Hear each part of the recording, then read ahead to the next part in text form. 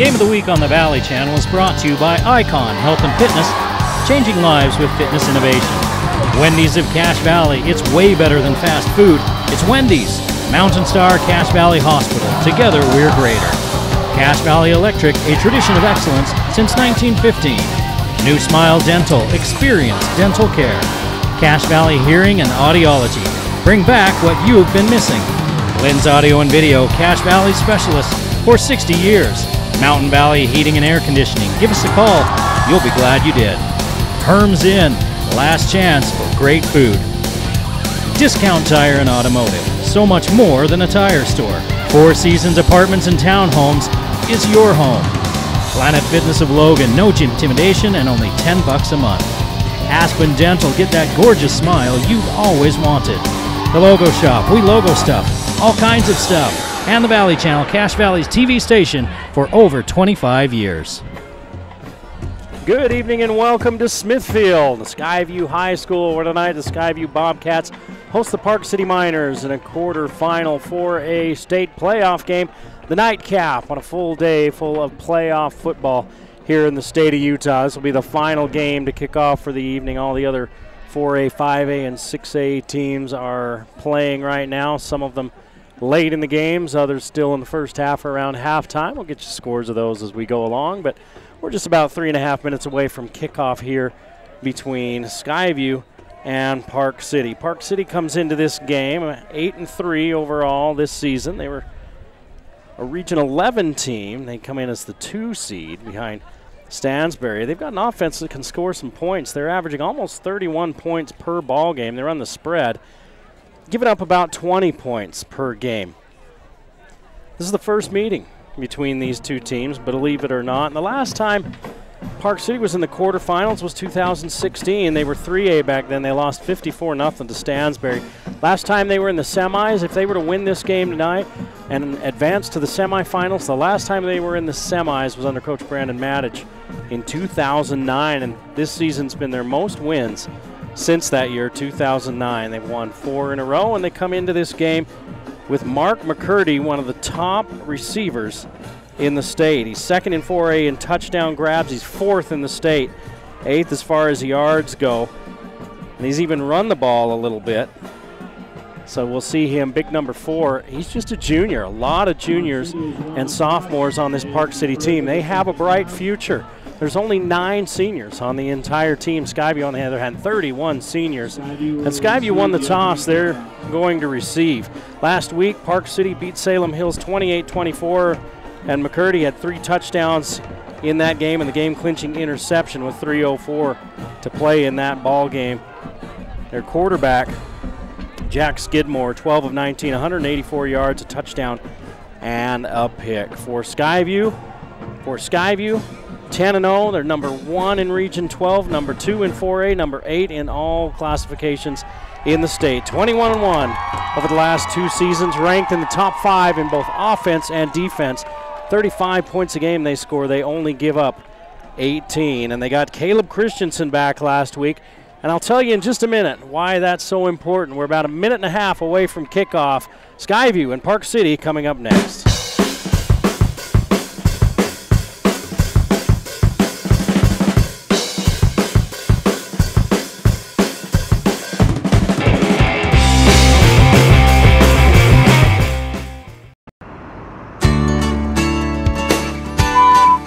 Tell me something and I'd say, huh? And then they'd tell me again and I'd say, huh? And they'd say, never mind. And so I called and made an appointment. Say the word pass. He's a PhD and I know what it takes to get a PhD. Say the word red. It was like night and day. And then the hearing test was the thing that I thought, wow, he really knows what he's doing. I would recommend Dr. Daines to anybody, everybody.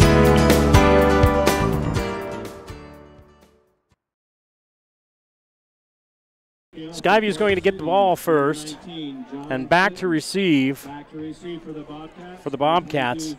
It's number 9, Caleb Christensen, and 22, Tanner Stokes. Christensen took the opening kickoff 95 yards to the house versus Snow Canyon last week. He's missed most of the season with an injury. He was back last week. That was his 6th touchdown return of his career. That's a state record.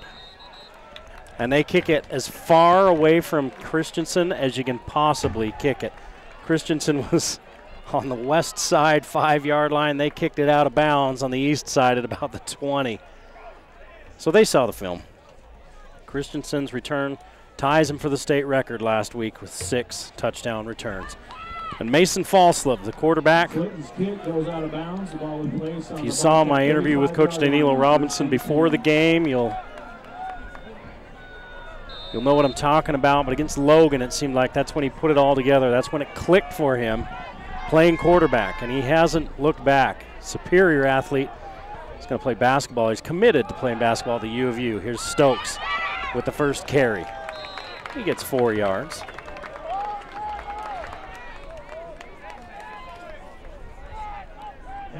Tanner Stokes, 1,104 yards on the season. He averages 6.3 per carry. He's got 13 touchdowns on the ground. He's 4th in 4A in rushing yards and 9th in touchdowns. Now they switch power to the near side. Stokes follows the blockers. Up near the 45-yard line to the 44. It's going to be 3rd and 1.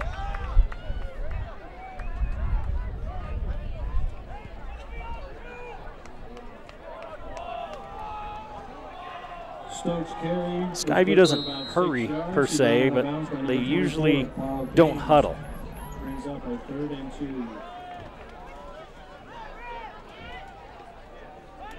On 3rd and 1, Falslip has Stokes in the backfield with him against a 3-5 look from an undersized Park City team. Falslip's going to throw a little swing. Stokes hit right at the marker and pushed back, but he has enough for the first down. He needed 1, he got 2. The Bobcats get a fresh set of downs. And it's been the Trevor Stokes show thus far. Just underway at Skyview. Hey, I'm Eric Olson. I've been with you all season on the Valley Channel. This is our last football broadcast of the season as the teams head down to the turf at Rice-Eccles Stadium next week. Falslip back to throw. Looking for some room near side, steps out of one, tackle attempt, and goes out of bounds right near midfield. Mason Falslip keeps the ball. Pick up a 4. He took one look, and it looked like his initial read wasn't there. He was getting a little bit of pressure up the middle, so he just bailed out. Falslip can run the ball and throw it. And he has 4 wide receivers on 2nd down. He's going to keep, and he's got a lot of running room. Falslip inside the 30 down to the 25-yard line. They're going to spot him at the 26. It's a 24-yard run for Falslip and a first down. Falslip keeps the ball. Brought down by number 10, Brady Bowman. And somebody's down, and it looks like it's Falslip. And that is not something that Skyview wants to see. Falslip with those distinctive teal spats on his shoes, and he is not even attempting to get up.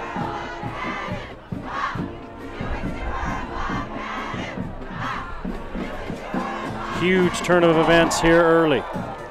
Falslip on the season, 797 yards passing, 682 rushing, and he's down after a 24-yard run.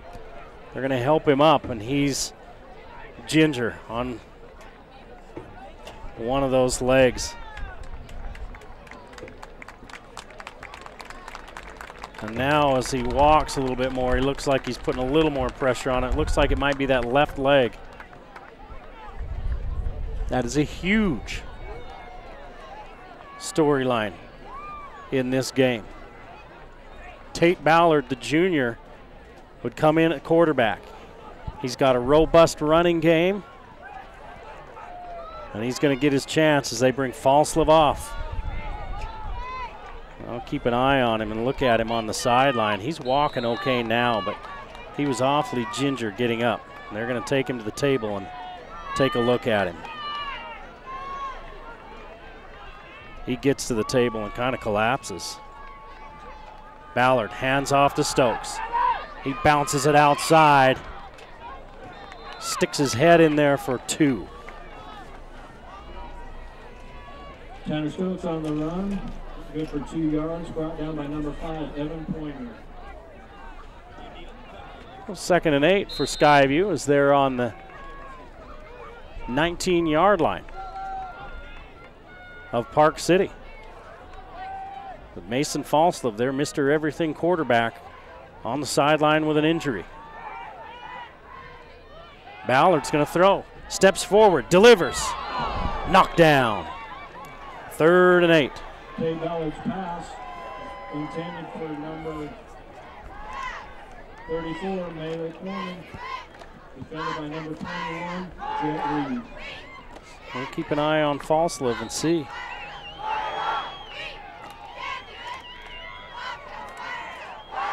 They're not looking at his legs. They're looking at his, I'm wondering if he took a ding to the head because they're asking him a lot of questions, but he was definitely limping. Now they're going to look at his leg there on the sideline. 3rd and 8.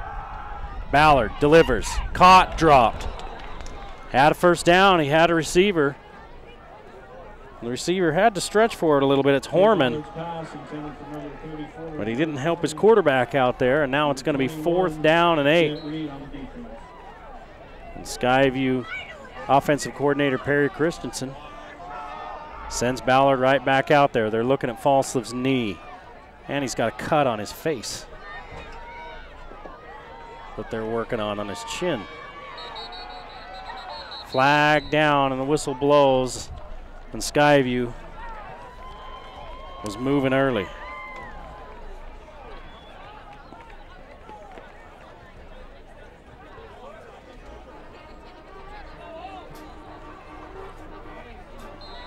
Here's a look down there at Mason Falslove. They're working on him. They're working on that knee.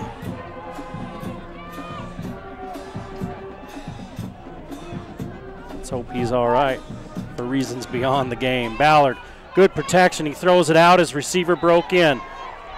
Park City takes over at the 29-yard line.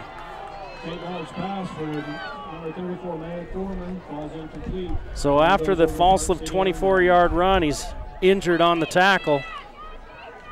He goes out of the game. The Bobcats gain 2 more yards and then turn it over on downs. And the Park City spread offense comes out onto the field. Jack Skidmore, the junior quarterback. Hand off to Bauer. Dylan Bauer, another junior, picks up a yard. Skyview's defense has been tough all season. Ranked number 4 in 4A.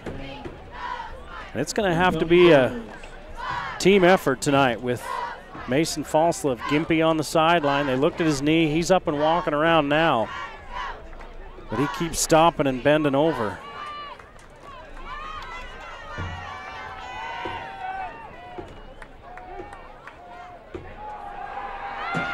Skidmore in trouble. Turns it upfield. Hauled down for a loss. He was rolling to his left, looking downfield, and nothing was open. And Hunter Larson hauls him down for a 4-yard loss.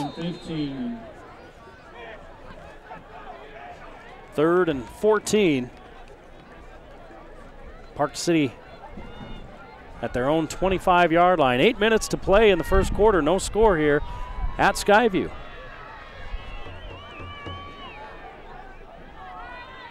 Skidmore, 3 receivers to the far side, 1 to the near side, and a back in the backfield. Skidmore looks over the middle. Man coming free, but Skidmore let it go just a little soon. Pointer was coming free across the middle. Skidmore had to get rid of it. Pointer wasn't there, and it's 4th down and 15. Park City will have to put a foot in the pigskin.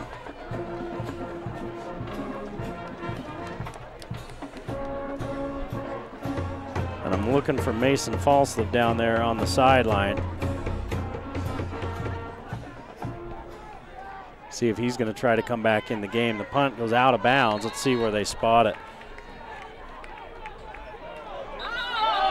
Boy, they're going to spot him up at about the, boy, he's still walking. My goodness, up at the 42-yard line. So Ballard's going to be the quarterback for Skyview. If you're just joining us on the first possession, fourth or fifth play of the game, Mason Folsom takes off on a 24-yard run, and then he doesn't get up after the tackle. He gets up and he's gimpy. They're taking a look at his knee on the sideline, and Tate Ballard, the junior, is on at quarterback right now.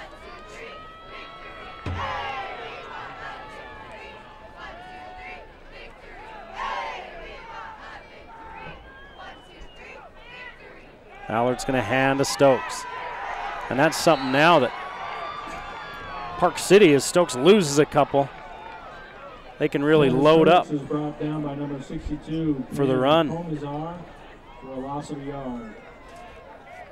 They were letting Ballard throw when he came in. One, he had a receiver that stretched for it, got a couple hands on it, couldn't haul it in, and another where receiver broke in and he threw it out. 2nd and 11.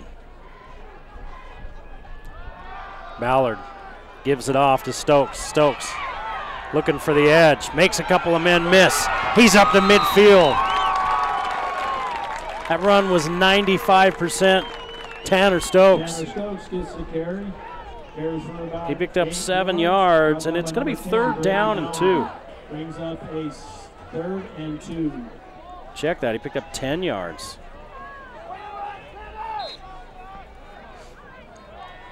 Ball nose up at midfield. No score, 6.5 to play in the first quarter from Skyview. Give off to Stokes, he waits. He's got himself a 1st down, 5 yards on 3rd and 2. That may have been Aller. That was Aller. Gets about 6 yards, brought down by number 24, Paul Baines, and number 62, Penn Comazon. Brings up another Bobcat 1st down.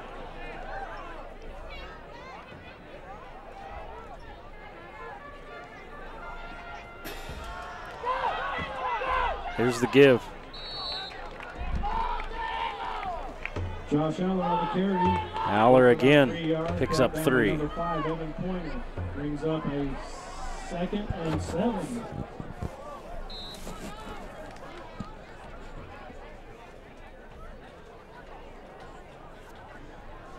Skyview at the Park City 42.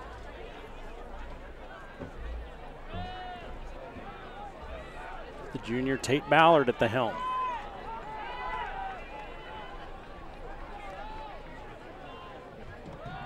Ballard's going to keep RPO and decides to tuck it and run. 3 yards for Ballard. It's going to be 3rd and 4. Brought down by number 24, Paul Baines. Brings up a 3rd and 4. He had a lot of room, it looked like, but Park City closed quickly. They're not big, but they're showing some speed.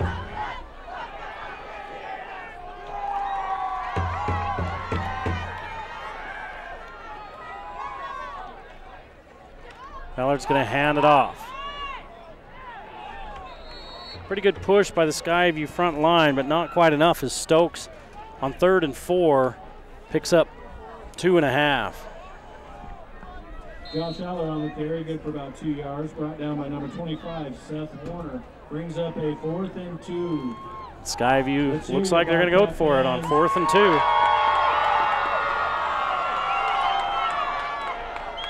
Ballard's going to keep it. He's got the 1st down and more as he pops out the left side. 6 yards on 4th and 2. Number 10, Brady Bauman. That's good for another Bobcat 1st down.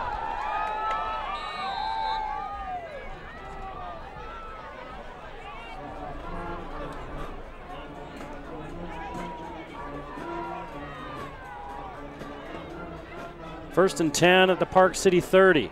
Ballard loses the football. He put it in the running back's gut.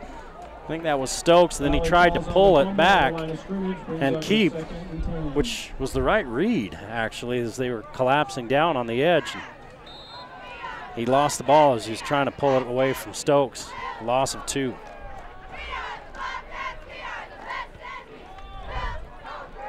Now Ballard's going to throw.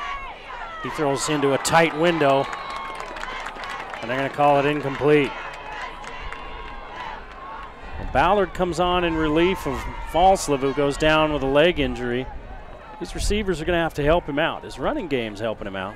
But he's had a couple of passes that his receivers haven't been able to haul in. So he's 0 for 4, and now it's 3rd and 12. 3:25 to play in the first period. No score in Smithfield. Fake the give. Ballard on the RPO throws it backwards and out of bounds. So that's going to be a loss of 5.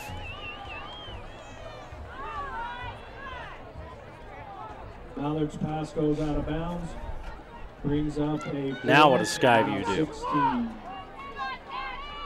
On 4th and 16. Backed up the 36-yard line of Park City. They feel pretty good about their defense. So they've got the offense out there ready to roll. 4th and 16. Ballard, pressure off the edge. Hit as he throws, he fumbles. The worst thing that could have happened to the Bobcats did. Ballard was waiting for a deep pattern to unfold, and just as he went to throw it, he was blasted by somebody who came off the edge for Park City, untouched. And it's hunting season for Bobcat feet as they shoot themselves right in it on that drive. So Park City takes over after the sack and the fumble.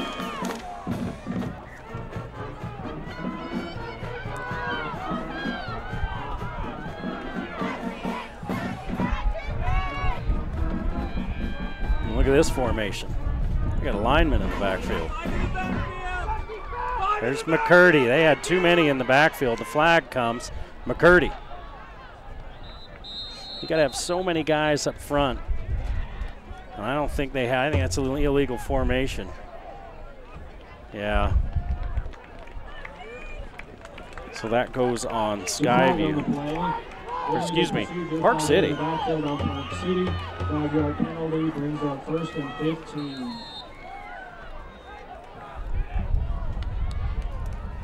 You can't have 5 people in the backfield. So it's 1st and 15. As Park City picks up their first infraction of the game. We're under 3 minutes to play in a fast-moving first quarter. Skidmore hands off to Bauer. Bauer bumped in the backfield.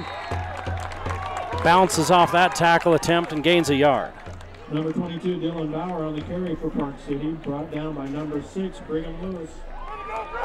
And the sun's starting to set here in Cache Valley. The mountains in the background and the clouds turning pink in a beautiful early November evening. Rained a little bit before the game, but it stopped, so the conditions are good. 2nd down and 14.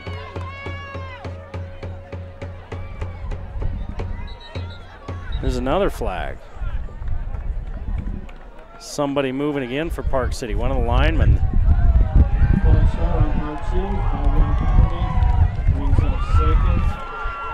There's a good look at the nice backdrop here in Smithfield. The northernmost field in the state.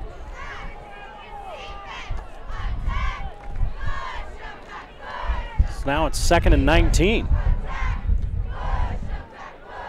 Skidmore over the middle, has his man, still on his feet and inside Bobcat territory, clear down to the 34-yard line. 28 yards on 2nd and 19. Out to Pointer. They just missed on that play earlier. And they go back to the same thing, and Pointer was running wide open. Skidmore had plenty of time to throw. Park City in business. No score late in the first quarter. Skidmore throws back the other way and overthrows Bauer. Skidmore's pass intended for number 22. They were getting the flow going all to the right, and then he was going to throw back left, and he turned and threw off his back foot over the head of Bauer, who had a little bit of running room in front of him. So it'll be 2nd and 10.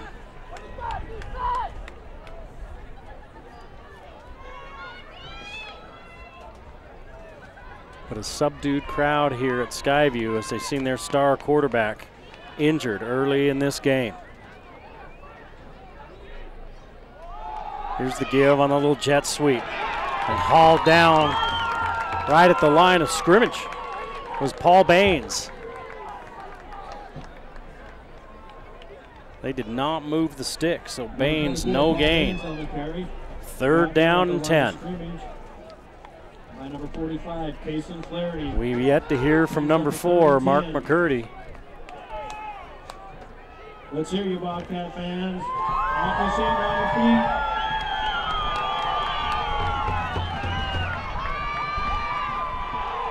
Coming on late is Brady Bauman.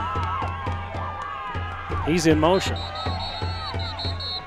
And the officials blow it dead. Park City wants a timeout with 43 seconds to play in the first period. Let's reset the quarter for you if you're just popping in and joining us.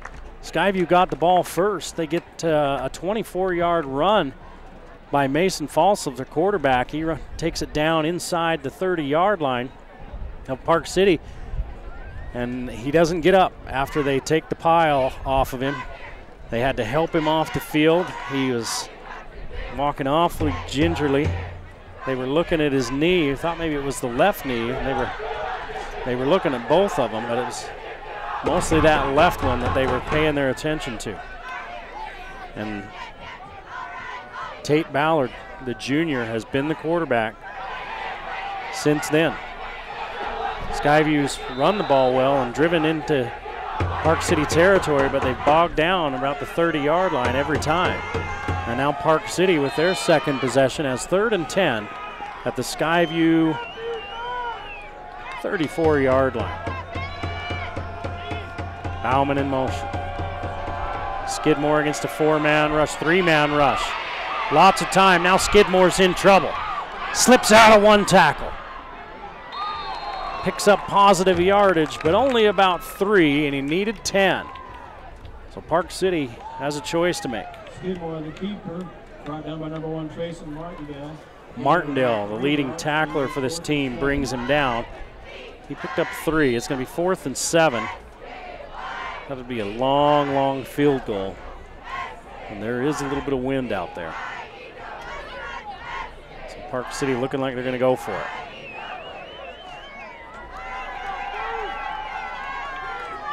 That's the end of the quarter. Park City's going to think about it. Coach Josh Monzingo says, come on over and we'll think about it. No score at Skyview. 4A quarterfinal game.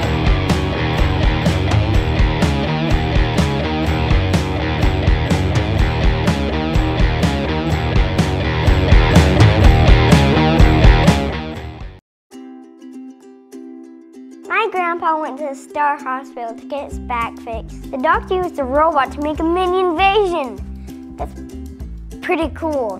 When Grandpa had his old back, he just laid on the couch and watched the news. But now we do cool stuff like fishing and hiking. We provide comprehensive spine care and minimally invasive orthopedic procedures at 8 Star hospitals all along the Wasatch Front. Look for the Star.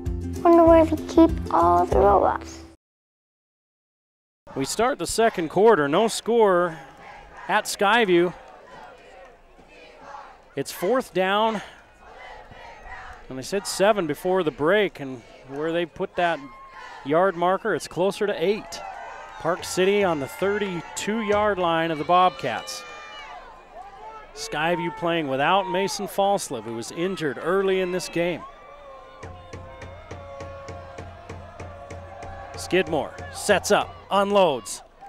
The receiver broke in, he threw out, and the Bobcats take over. Falls to the turf. Number 5, Skidmore's 1 for 4 in this ball game, and here comes the Skyview offense. So Park City moving the ball, but just like Skyview, can't cash in when they get down into enemy territory.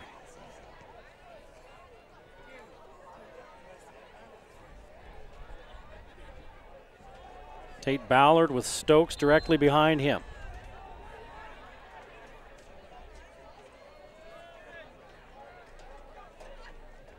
Motion man, and they give to Stokes. He falls forward for a couple.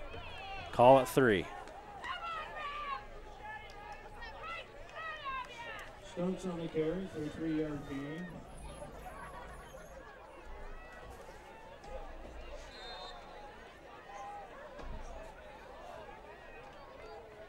Second and 7. As they send 3 receivers to the far side, 1 near side, and Stokes in the backfield. They're going to hand to Stokes again. Skyview's been good at running the ball, and Stokes is one of the top rushers in 4A. But they've got to connect on some passes, or else Park City will just crowd that box and make life awfully hard on the Bobcats. So Stokes picks up 1. It's 3rd down and 5. Closer to 6. 2 of 5 on 3rd downs for Skyview.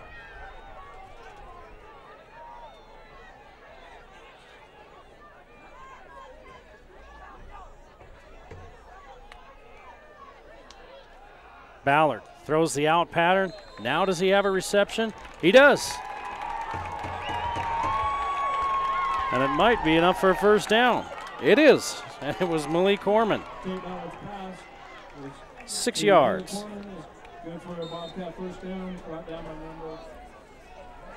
Horman couldn't haul one in earlier, and he makes amends on that play. Now Skyview in a run formation. And that's what they're going to do. Aller with a man hanging on to his arm. Turns it upfield for 3. He's got 11 yards on 3 carries. Ballard has 2 yards on 4 carries. And Stokes is averaging 3 yards a carry. 24 on 8. Falslev, before he got injured, had 2 carries for 28 yards. We're in the 2nd quarter, no score. Ballard's going to give it off to Aller, and he runs into a wall, comes out of it, gains a yard. Boy, he looked like he was going to lose a yard. Somehow he picks up 1.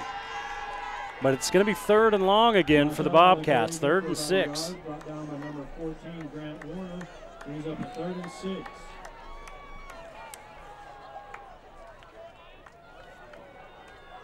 The winner of this game takes on the winner of Dixie and Spanish Fork, and our last score from that one, Spanish Fork was winning that game. Have to take a look next time out. Trouble. Ballard gets rid of it. Hit put on immediately after a gain of a couple. Stokes was dragging underneath. But it's going to be 4th down. And Skyview doesn't even hesitate. They bring out the punting unit. This is going to turn into this game may turn into a defensive battle. Field position will be at a premium.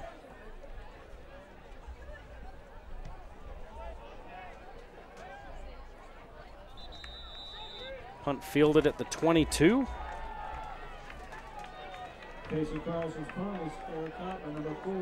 By McCurdy. Actually the 23, and that's where the Miners will take over with another offensive opportunity. 9 minutes remaining in the first half, a scoreless first half here at Skyview. They've taken Falslev off the field completely. He's not out there anywhere, so they've taken him in to check him out beyond just the trainer's table. Not a good sign at all. Here's the give to Bauer. And he finds some running room for 4. Bauer on the carry. He is brought down by number 11, Scott Morris. That play is good for about 5 yards. Brings up 2nd and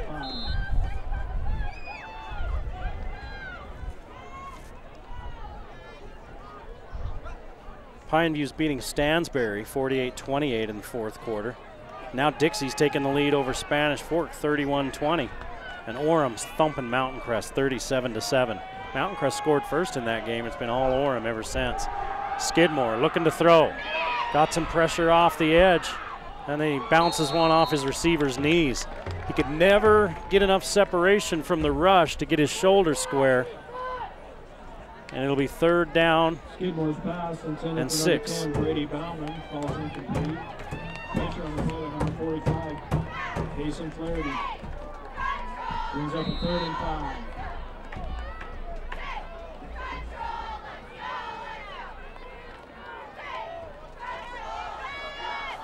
Well, this game's a complete 180 from the game we saw last week with all the offense in the world. Pineview and Logan, 68-50. This is McCurdy in the backfield as the quarterback, and he can run. He's waiting. They were sending receivers downfield, and he went back. I don't know if he was ever meant to throw that at all because he waited and waited until linebackers had dropped and everybody's cleared out, and then he turns and runs. He's got a first down. First down, Niners. He picked up 6. And the first third down conversion of the game for Park City.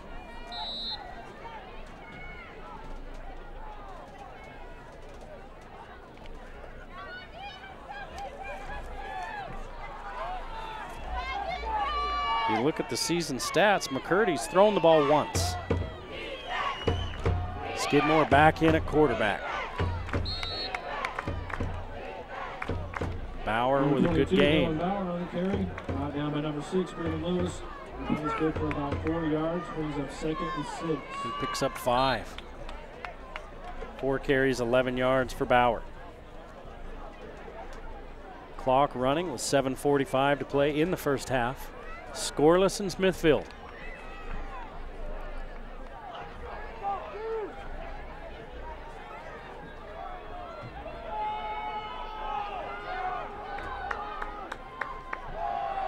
Here's the give to Bauer. He's cut down right at the sticks. But he didn't get touched till he was 4 yards downfield. Are they going to give him a first down? They are. Dylan Bauer on the carry. Right down by number 6, Brandon Lewis. Well, all of a sudden, Park City's finding some running room. Skyview had been able to bottle up their rushing game, but on this possession, they've run the ball pretty well, found some lanes. Bauer and then McCurdy on that third down.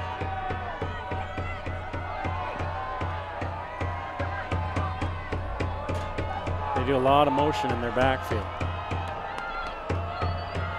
Skidmore's going to keep. He's blasted, but not until he picks up 7 yards. And that was just Little League football right there. They had more hats on the offensive side than there were defensive hats. And Skidmore just ran in there. It's a numbers game. You have a numbers advantage. And he ran in behind it and picked up 8. And a good-looking drive here by the Miners as we approach the midway point of the second period.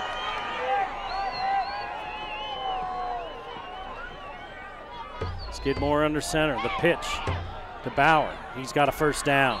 Boy, they are really attacking the left side of that Skyview defense, almost exclusively. Now, he picked up big yards there. He picked up 8.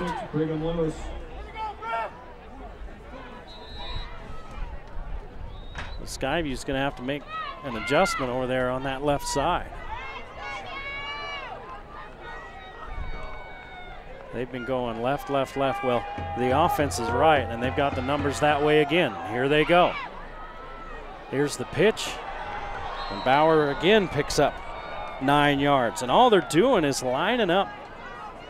They're lining up 3 receivers out there, and they're just going to strength. Plays good for about 9 yards, brings up a 2nd and 1. We got more black helmets out there than blue ones. Basic football. And they line up that way again. See if they go To the far side again. Here's the pitch again. This time Skyview. Somebody shot up through there and made the tackle. Number 22, Dylan Bowers, brought down to the back. Logan Karen. Caleb Christensen. And Christensen came in there, and that's a loss of about 3. Now it's 3rd down and 4.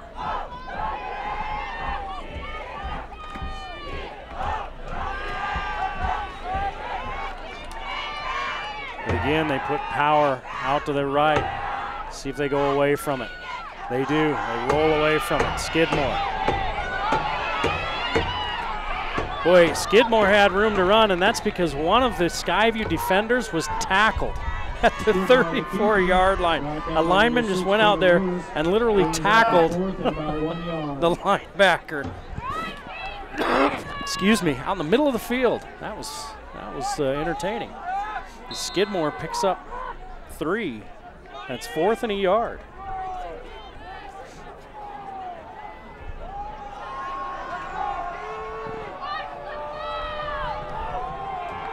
.4:25 to play in the half. No score. Park City threatening. Skidmore's going to keep it. Off to the right side behind his guard, and it looks like he's got enough. He needed a yard. Looks to me like he got a yard and a half. The spot looks like he's got it. 1st down. Jack Skidmore, the keeper, is good for a Park City 1st down. The home crowd doesn't like it.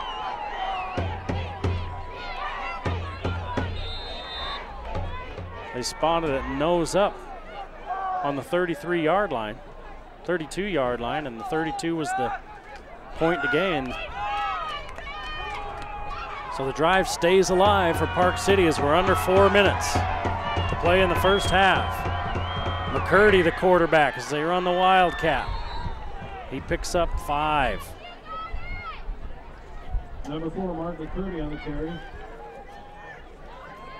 Park City's not doing anything special. Brought down by number 2, They're playing Logan football. Plays good for 5 They're playing yards. smash mouth football with an undersized team.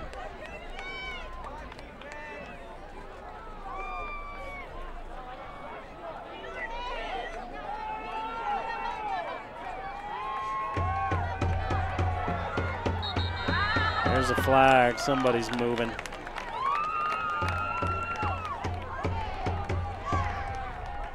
Ball start on Park City. 52 yards on 5 16 yards. carries. It's 2nd and 10.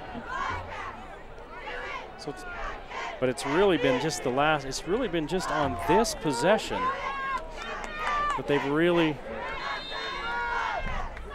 started to run the ball well.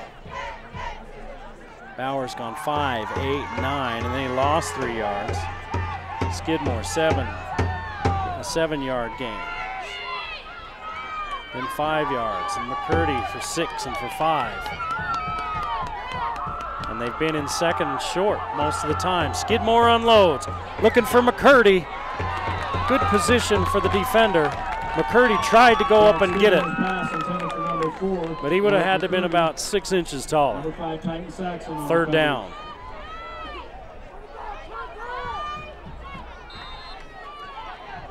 Park City's only 1 of 4 on 3rd downs. They've converted on a 4th down, a 3rd down and a 4th down on this possession. This has been about where both teams have bogged down when they've gotten into their opponent's territory. This is McCurdy. He unloads right at the sticks. Looks like a catch. It is. 1st down, and the catch made by Jet Reed. He got 11 on 3rd and 10. Number 9, Caleb Christensen on the stop. And the Skyview defense cannot get off the field.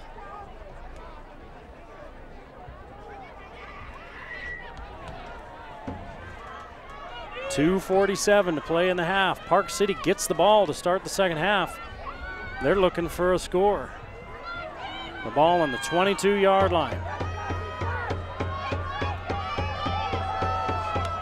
A lot of shifting going on, and Park City wants a timeout. That's their 2nd of the half. This drive, if you are a football guy or gal, has been almost perfection. They're just playing smash mouth football. Park City smaller all along the front than Skyview.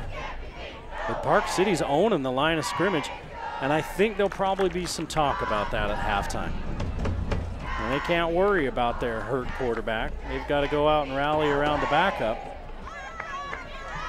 Meanwhile, Park City is executing their game plan,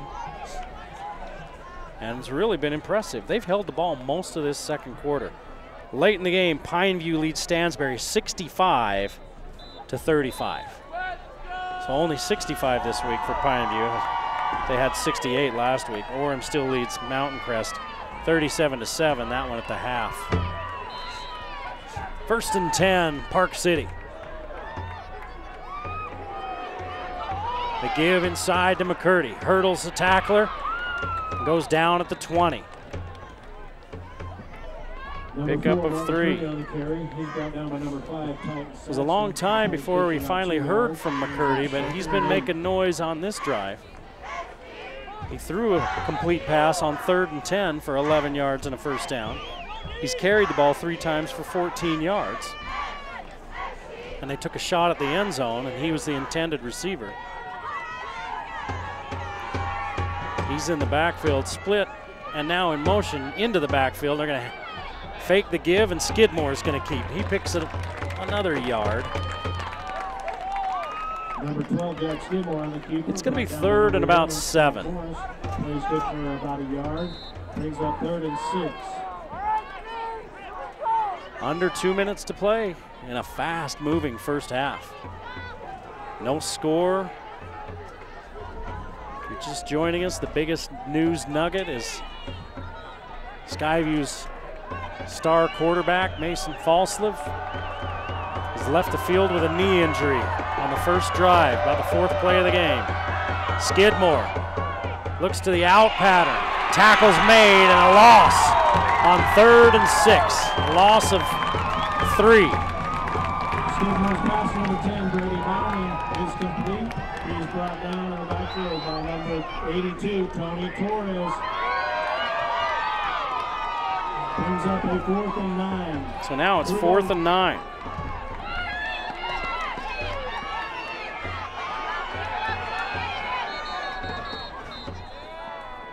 Park City looking like they were going to attempt a field goal. They're going to use their last timeout. As we're under, well, we're down to the waning moments here of the first quarter. I shared some of the other 4A scores with you a minute ago. Dixie does come back to beat Spanish Fork 31-20. So the winner of this game will face Dixie down at Rice-Eccles Stadium next week.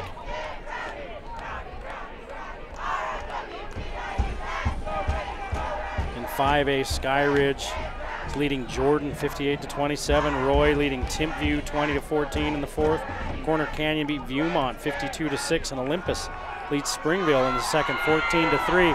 Olympus, one of only 4 block kick. Block field goal try, and Skyview comes up with the D when they need it.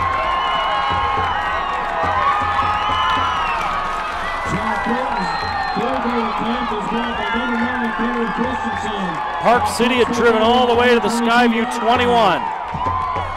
They had to settle for a field goal attempt. It's blocked, and now the Skyview offense will take over. Before that block, I was talking about Olympus. Now they've got a slim lead in the second quarter in their 5A game. Skyview, along with Olympus, are 2 of only 4 undefeated teams in the state. I believe Corner Canyon is the 3rd, and Milford is the 4th. So let's see what Skyview does with 53 ticks on the clock and their backup quarterback playing. Too much time.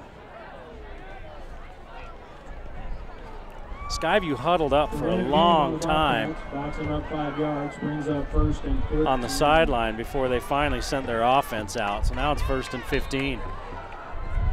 Park City, I believe, is out of timeouts.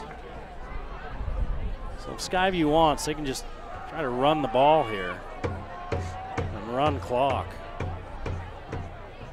Maybe they'll run a play and see what they get out of it, and then that'll dictate the rest of the drive as they hand it off. Stokes, look out! He's got 14 of the 15 back. And that might change the play call. 38 yards on 9 carries for Stokes. That's good for a first down. He got 15 yards. Now Ballard's going to put it in the air. Looking down the sideline, just out of reach of the intended receiver. Ballard's pass intended for number 34, Manny Corman. Ball's incomplete. Brings up a 2nd and 10. Look, he might have been going for Horman. It was Horman. 2nd and 10 with 38 seconds to play in the half.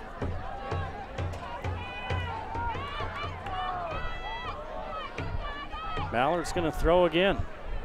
Looking down the field. The receiver reaches out and hauls it in. Oh my gosh.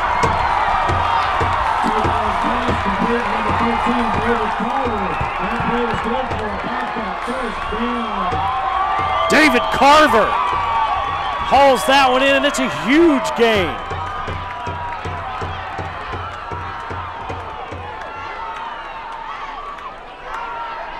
"39 yards. What a catch. And they're going to adjust the time here. The clock stopped on the first down. So Skyview took over with 53 seconds left in the half on their own 21. Now with 30 seconds left in the half, they're at the Park City 27. No score. Skyview has all 3 timeouts. Ballard on the move, leaves it out. It's nearly picked off. His receiver couldn't come up with it.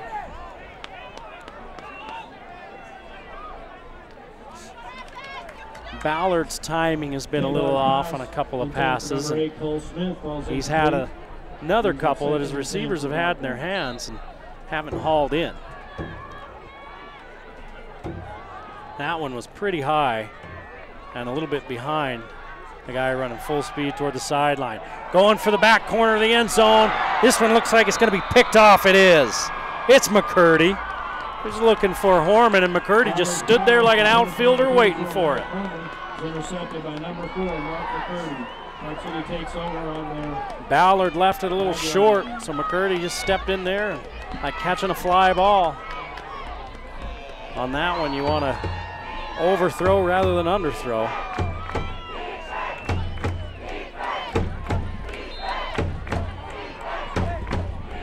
And so Skyview is turned away. Those end zones are buttoned up tighter than Fort Knox. 17 seconds left in the first half. Skidmore takes a knee. Park City's going to get the ball to start the second half. So they'll be content to go into the locker room on the road. Wait a minute. Timeout Skyview. Skyview's going to take a timeout with 8.5 seconds left in the half. I think Skyview's got all 3 of their timeouts left. They could make Park City punt.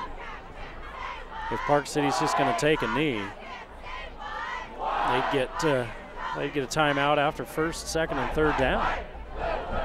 And then Park City would have to punt, and Skyview would get a chance at a return maybe.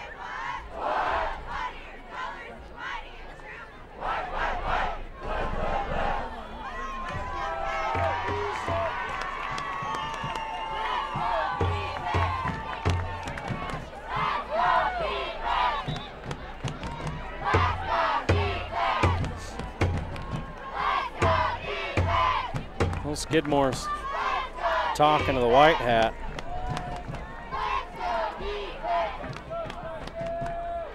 Yeah, Skyview's got 2 more timeouts left. If they're going to take a knee, Skyview can call a timeout as soon as it's dead.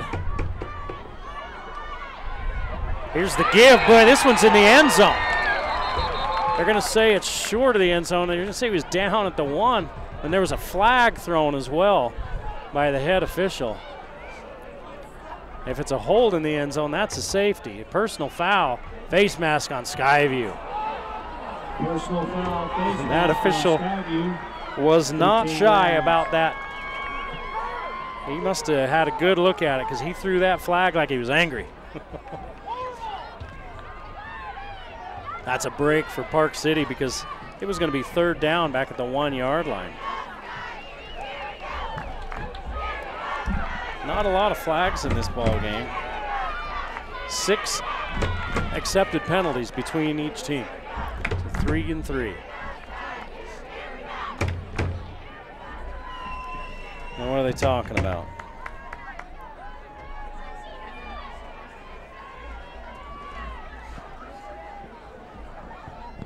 So now it's a 1st down, and that whole calling timeouts and maybe getting a punt doesn't work. They start the clock after the 1st down, and that's the end of the half. Zeros all across the board in this 4A quarterfinal playoff game from Skyview. You're watching the Game of the Week on the Valley Channel.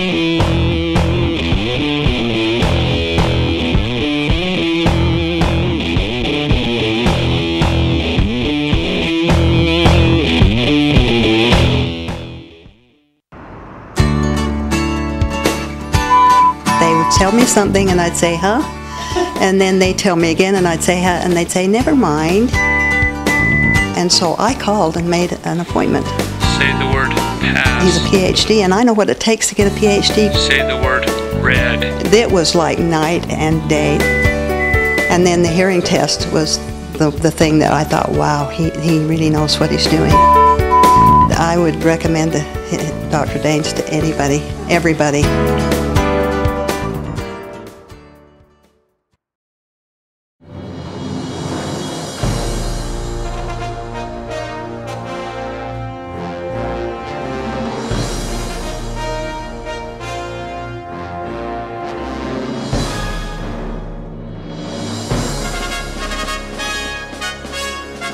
Attention winter athletes, no hospital network is more committed to short emergency room wait times than Mountain Star Healthcare. Text ER to 23,000 for current wait times.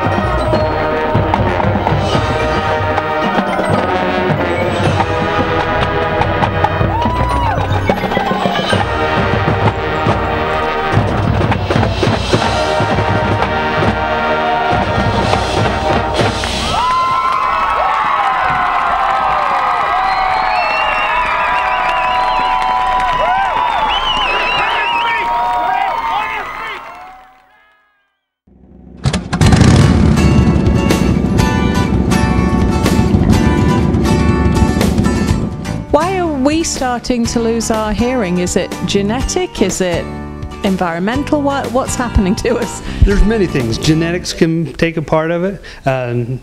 Certain medications, ototoxic drugs, but most of it's just life, living in general. We go to a concert here, we go to a motorcycle rally, we ride a motorcycle, we're exposed to all these loud sounds, loud music, but it all takes a little bit of hearing, a little bit here, a little bit there. We don't notice it. It's so slowly happening and it's painless, and over time just that little bit compounds, and pretty soon we have a significant hearing loss that's affecting our ability to communicate with our loved ones. If you are experiencing any kind of problem, be you my age or be you younger, why don't you give Dr. Daines a call here at Cache Valley Hearing? Tell us where we are, Dr. Daines, and how they can get hold of you. We're at 485 North Main Street in Logan, and you can just give us a call at 435-753-4327. We're at 753-HEAR here. Okay, well that's a good, that's very apt. Yeah, I should say so. Any kind of hearing loss, and literally, please don't let this feeling of embarrassment or it not being manly or cool, that's, you know, that's a bit dim. You shouldn't be embarrassed about something that is a natural aging process. It's actually more noticeable when you don't hear and have to have people repeat themselves. That's true. And extremely irritating for those around you that are having to repeat it time and time again. Thanks so much, Dr. Daines. And seriously, guys, give Dr. Daines a call. Your hearing problems will be solved. Thanks, Dr. Daines.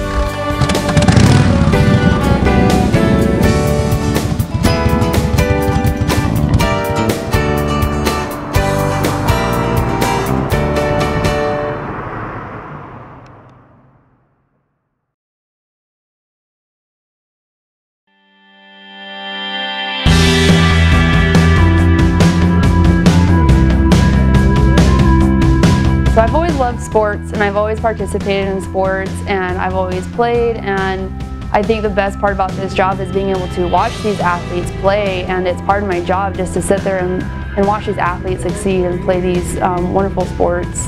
I always knew I wanted to work in medicine, and after playing many sports in high school and getting many injuries and having to come back from those injuries, I knew that I wanted to provide that same coverage and provide that same care to other student athletes, because sports is a key part of growing up. So I teach one class, and it's my exercise science sports medicine class, and it also gives the students some college credit, but mostly it gives me another setting to be with my athletes, and I can really get to know them off the field, and I can get to know their personalities. That way when an injury does happen on the field, that I can better take care of them because they know me and they recognize me. You keep people on the court and you keep them on the field, and they're always playing, and I always wanted to be a part of that. I always wanted to be part of the team, and I always wanted to just participate and make sure that everybody who is healthy can stay out there playing a lot longer. So you never want to see anybody actually get hurt, but when it does happen, it's always good to be there, because then we can evaluate to see if it's actually going to be a game changer for them. And most of the time it's not. Most of the time it's just an injury, and then we can actually get them back into play a lot quicker had they just gotten hurt and sat out. And that's what's most important about having us athletic trainers there, is that we can really work on these injuries and get them out a lot faster had they just sat out.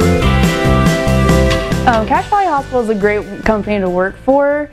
They provide so much support for their athletic trainers that it just makes working with these athletes such a breeze. If we ever have any questions, concerns about a certain athlete, we can just call on our support, and the hospital is very, very generous to us here at the school, and it's just a great company, and they help the community, and they care about these athletes as much as we do, and they don't see them every day, but they still care about them, and that makes it such a different dynamic to work with. My job is to prevent injuries from happening, but to also get the athletes back out on the field as quickly as possible after one happens, and that's what Cache Valley Hospital is all about.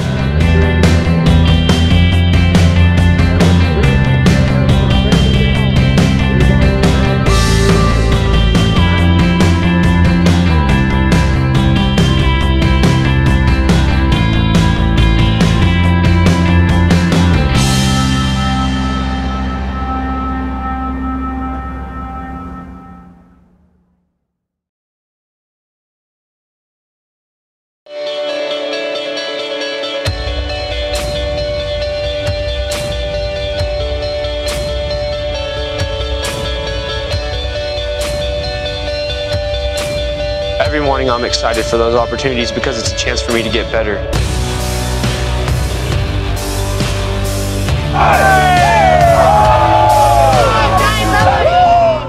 It all kind of started when I was younger. My dad founded the Titans Youth Foundation. We didn't want to put athletics above family and above values. You know, when we were young, we started participating in food drives, helping out in the community. It makes us strive to do more things. I usually go to Nolan and ask for help, and he'll usually say, yeah, sure, I'll try to help, but I don't really get it that much either, and then he flawlessly explains it. 4.0 and varsity athlete, you can't really beat that. Nolan's so exceptional because he's doing things that he loves doing. He works very, very hard. The stuff he's done with the food bank here, the stuff he's done in Liberia, the Mr. Union contest last year. Now the little babies in the neonatal unit have a heart monitor for every baby because of him and the other guys in the Mr. Union. Well, you've got to go out there and you've got to take risk. The roles that I've played a part in demand leadership, and it's being constructive with others, it's learning from others. You know, he just has a great work ethic, and you know, he's a good teammate too, so the kids respect him and they like him for everything that he's done academically, athletically, and all of his student work outside of school. I want to give every single thing that I have to my team, and to know that win or lose, I did everything I could to help make it possible.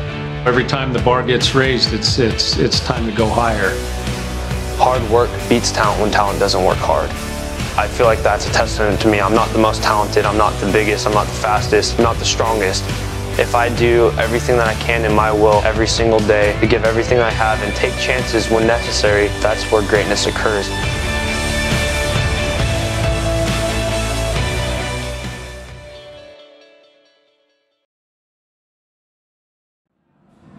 The Game of the Week on the Valley Channel is brought to you by Icon Health and Fitness, changing lives with fitness innovation.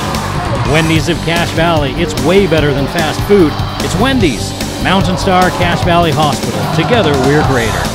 Cache Valley Electric, a tradition of excellence since 1915. New Smile Dental, experience dental care. Cache Valley Hearing and Audiology, bring back what you've been missing. Lynn's Audio and Video, Cache Valley Specialist for 60 years. Mountain Valley Heating and Air Conditioning, give us a call, you'll be glad you did.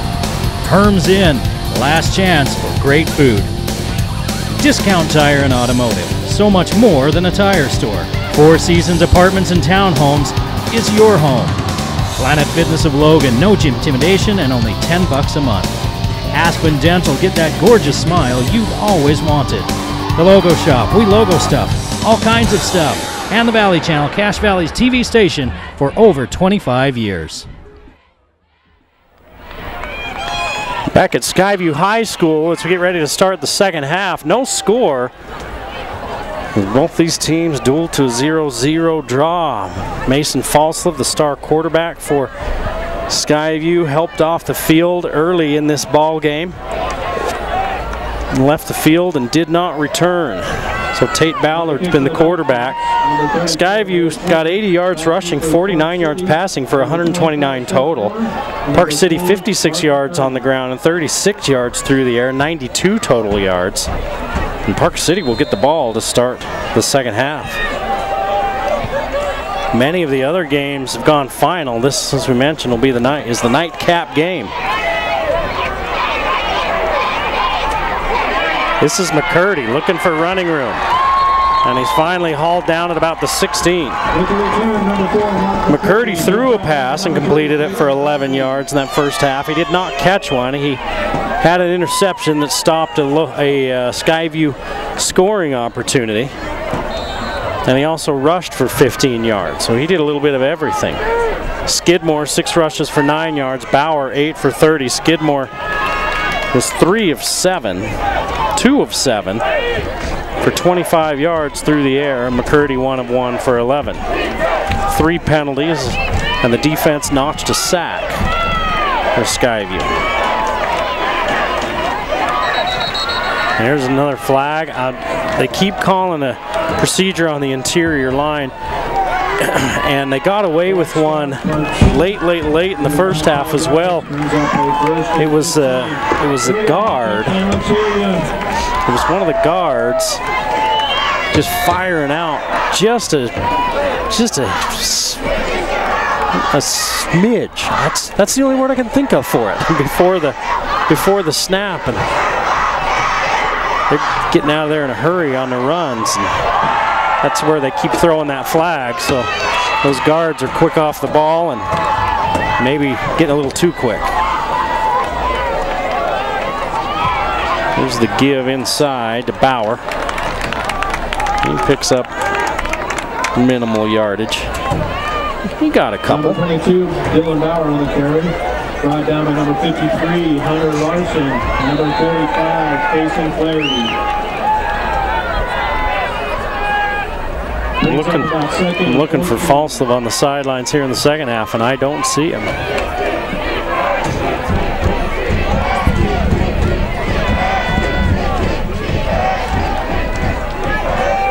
Two backs in the backfield now for Park City as they throw a little screen out there.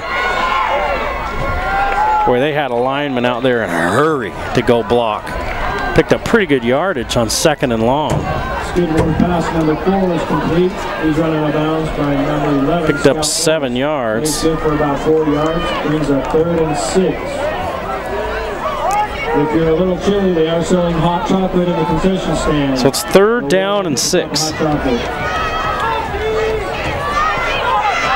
Park City's 2 of 6 on 3rd downs.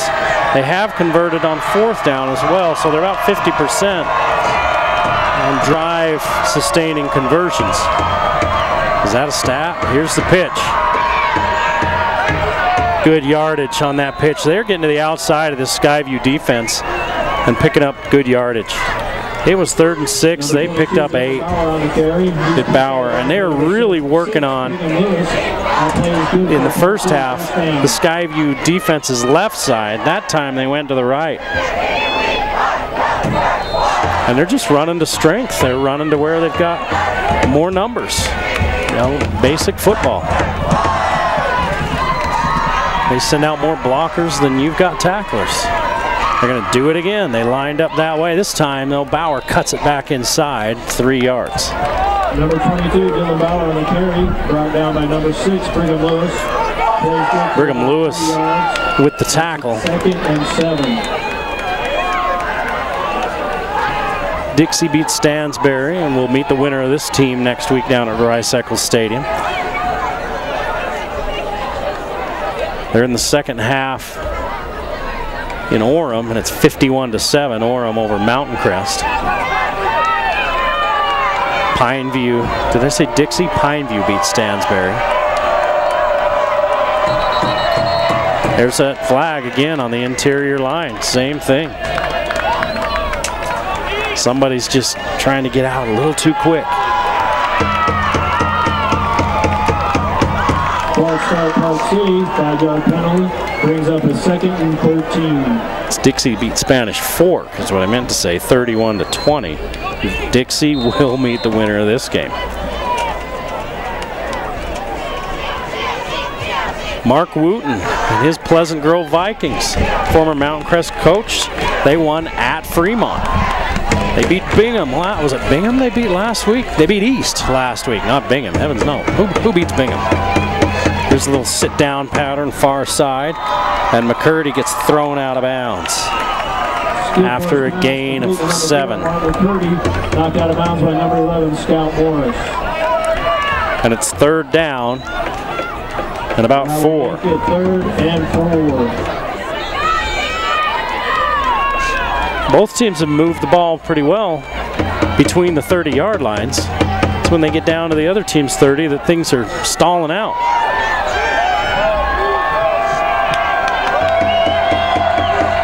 See if they run a pitch to this side. No, but they're going to roll to this side. Skidmore under pressure, nearly picked off. That would have been 6 going the other way. But it was knocked down. Brings up a 4th and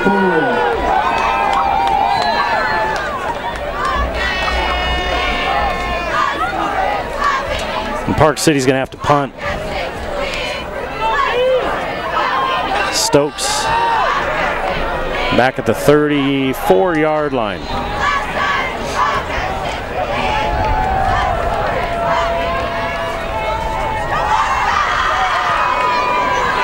Low line drive, and this one's going to bounce. See if it gets to the end zone. They're going to let it go, and it gets all the way to the end zone. So 65-yard kick by Skidmore. 45 on the net. 20 of it rolling. But still, it all counts. It's a big punt. Park City hanging in there. Skyview playing without their star quarterback, Mason Falslip, who was injured in the first quarter. Tate Ballard's the quarterback.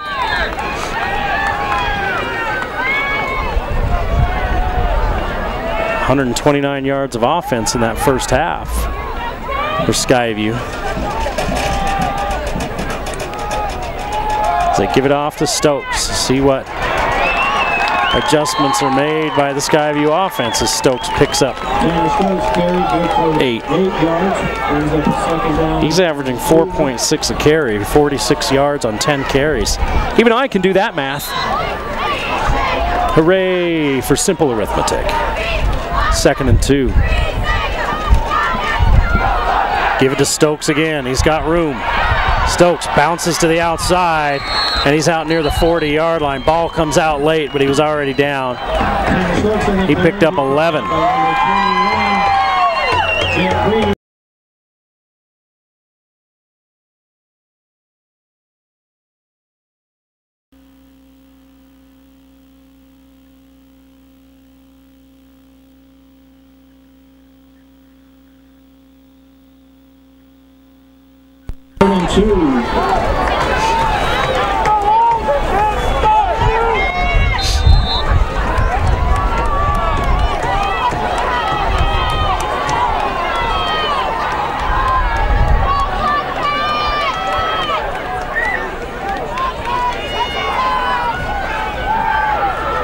Ballard, let's keep calling this. Ballard, the man in motion. It's Lundahl. They're going to give to Stokes.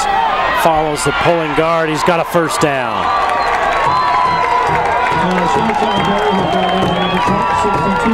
6 yards. That play is good for another Bobcat. First down.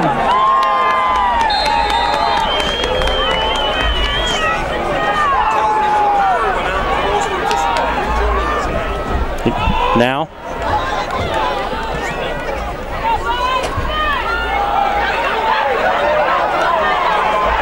Well, the run game is clicking now for the Skyview Bobcats. We had a power issue here in the booth.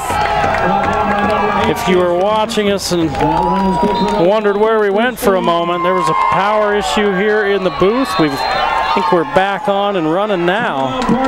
And Park City needs a timeout as Skyview is running the ball down their throat. This is Skyview's first possession of the second half. And they are just running the football. Stokes has gone for 8, 11, 3, and 6, while Aller went 15, 10, and 13, all on this possession.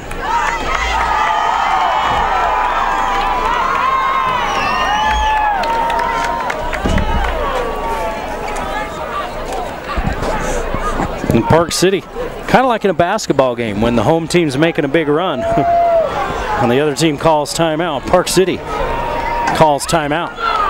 Try to get their defense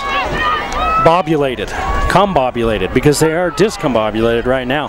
Skyview, just like Park City, not really doing anything fancy, just running the football. They're pulling a guard, running in behind him, and usually running toward motion. That's what they're doing. Pitch. Stokes grabbed in the backfield.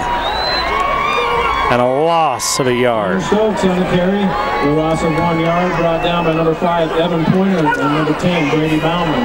Brings up 2nd and 11.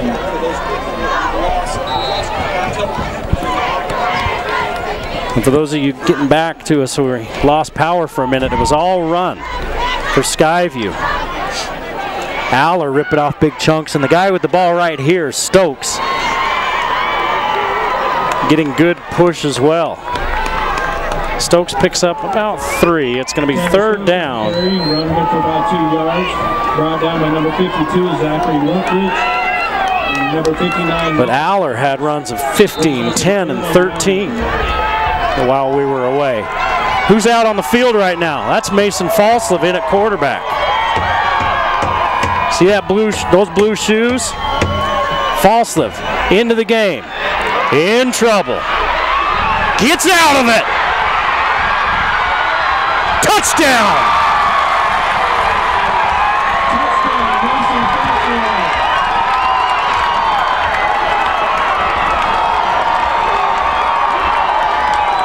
"19 yards" as Falslev does his Willis Reed impression.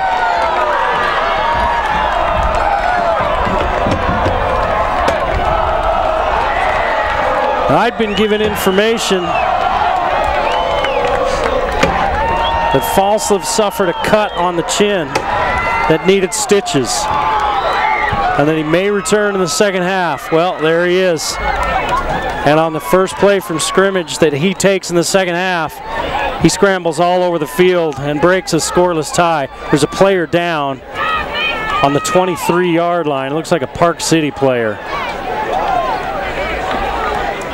The Skyview's taken the lead after the 19-yard run by Mason Falslev. So Skyview gets the ball at their own 20-yard line. And they just ran the ball down the field. And then we had an electrical issue up here in the booth. You may have lost us for a moment or two, and while we were away, Skyview just kept running the ball. Josh Aller went for 13 yards, 10 yards, and 15 yards. Stokes went for 8, 11, 3, 6, and 3. And then Falslev comes onto the field and shows that, yeah, his knee's fine. He scrambles for 19 yards and the go-ahead touchdown, breaks the 0-0 tie with 5.5 to play in the third quarter. What a boost that would be for Skyview. They finally get the lid off the end zone.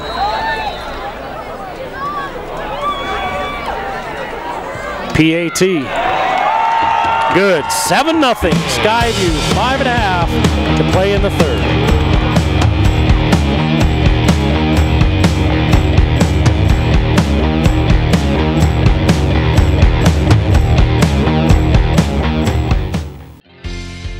In Utah, taking the lead is always greater than following.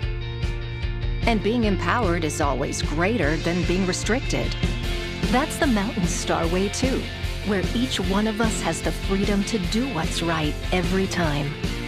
Right for patients, right for their families. Mountain Star is more than a healthcare system. It's real care focused on your needs. Mountain Star. Together, we're greater.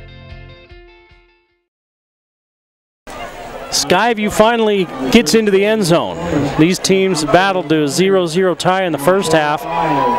Park City forced to punt. Skyview takes it 80 yards. And Mason Falslev, who missed the entire first half with an injury, comes back on for the last play in that drive. Are they going to let him run that out? No, he had a foot in the end zone. He comes back out on the field for the last play of that drive. Scrambles 19 yards, eluding and evading defenders. They were looking at his knee in that first half.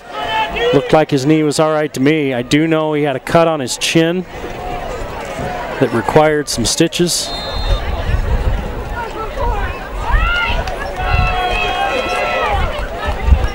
And they were unsure of his return, but here he is. Now Park City will try to answer, trailing 7-0.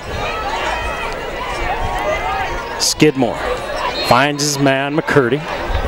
McCurdy with a gain of 6. His knee was down. Skidmore, that's only his first, or his fifth completion. It's 5 of 11 for 45 yards.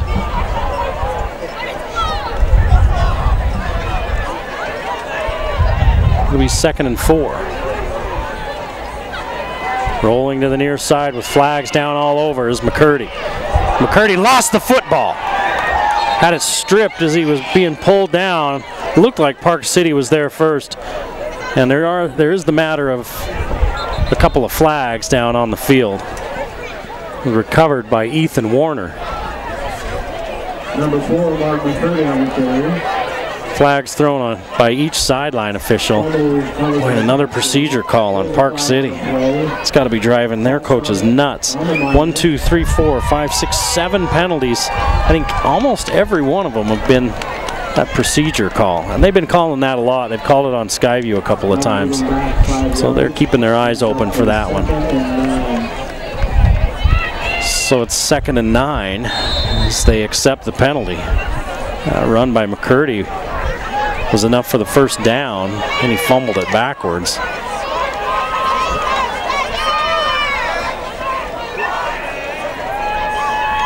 Skidmore under center.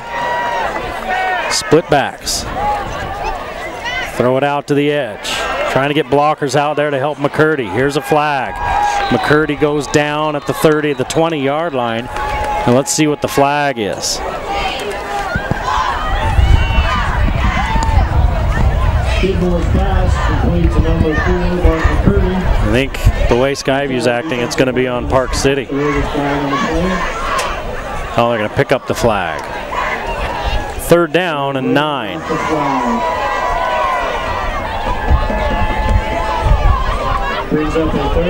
So no gain.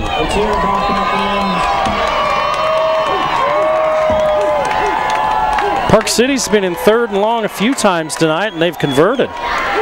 They're 3 of 8 overall on 3rd down. But they've converted on 3rd downs of 9 yards, 3rd and 9, 3rd and 11. This one's 3rd and 8. Skidmore unloads, nobody home. There were 3 Bobcats out there running with Jet Reed. That's a great name for a wide receiver. Jet Reed. You better be a wide receiver or a track star with that name.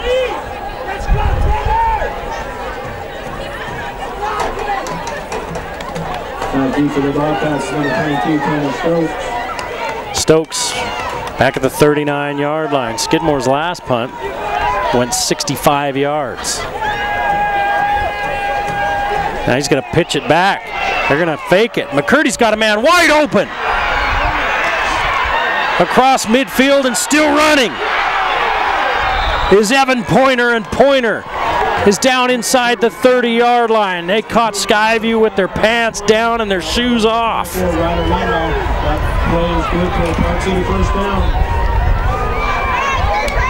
48 yards.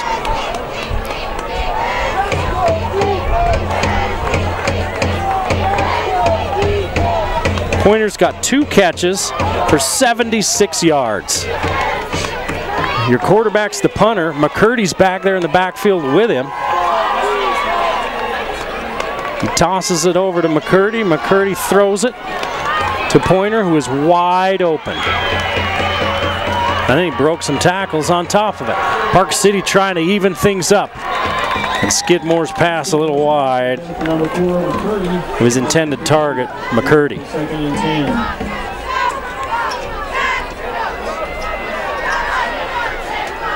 3:05 to play in the 3rd quarter.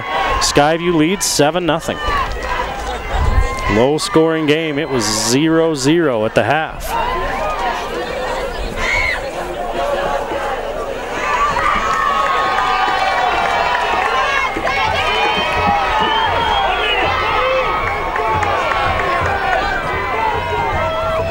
Here's the pitch back to Bauer. Bauer cuts inside, has a big lane. He's down near the 10-yard line. 19 yards for Bauer and a first down. Number 22. 62 yards on 12 carries for Double Deuce. And there is a flag down at the 12. Personal foul, face mask, Skyview. Half the distance to the goal. It's going to be 1st and goal at the 6-yard line. So neither team could even describe what an end zone looked like a few minutes ago. Now Park City's trying to get in. Boy, that guard left early again. He fired out a full count before the ball was snapped. Trayson Martindale makes the stop after a yard gain. Bauer, the left guard, fired out a whole count before the ball was snapped. He fired fast and low. He was blocking down as they were trying to get Bauer to the edge. They're just blocking down, trying to cut. They're just basically cutting those linemen. Now they're head up on this one. Big push up front, and Park City is a PAT away from tying this ball game. So all the momentum Skyview had went out the door with a fake punt. Bauer scores from 5 yards out.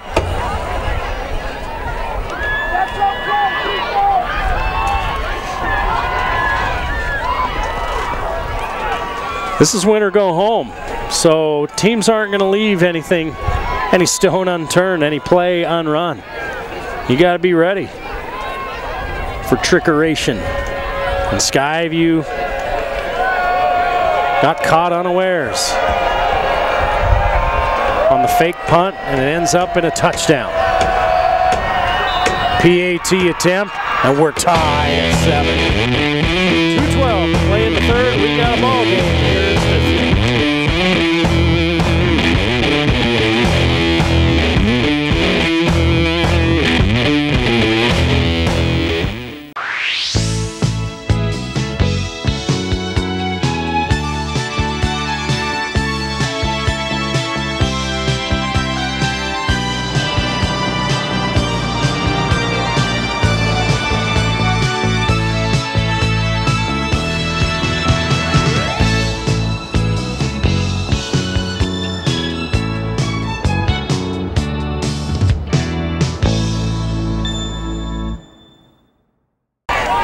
Skyview takes the lead 7-0. Park City comes back. Skyview thought they had forced a punt, and Park City on 4th and long faked the punt, got a huge gain, and ended up scoring just a few plays later. And now we're tied at 7. It's a little pooch kick, and it's going to go out of bounds. They're not going to give Christensen any sort of chance whatsoever. I've been impressed with Park City's offensive line. Skyview's got the size advantage looking at them. Park City, Skyview's not gigantic. They got some pretty good sized kids, and Park City's not tiny, but Skyview looks like they've got the size advantage up front, but Park City is, they're running the ball pretty well and really firing out and making some plays. Well, Falslev came back on to score the touchdown a moment ago. He's back out there again at the helm of this offense. Let's see if it breathes some life into this Bobcat attack.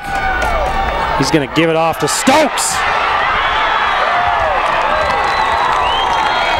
Don't need Falslev if you got him. 19 yards.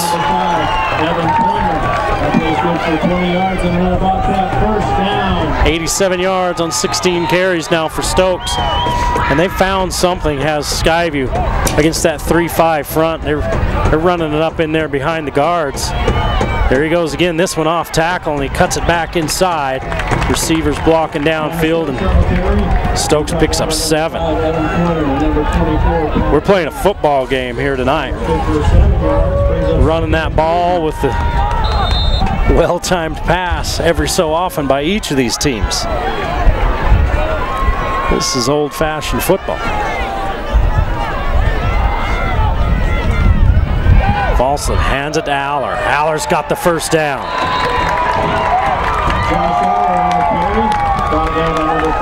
5 for Aller.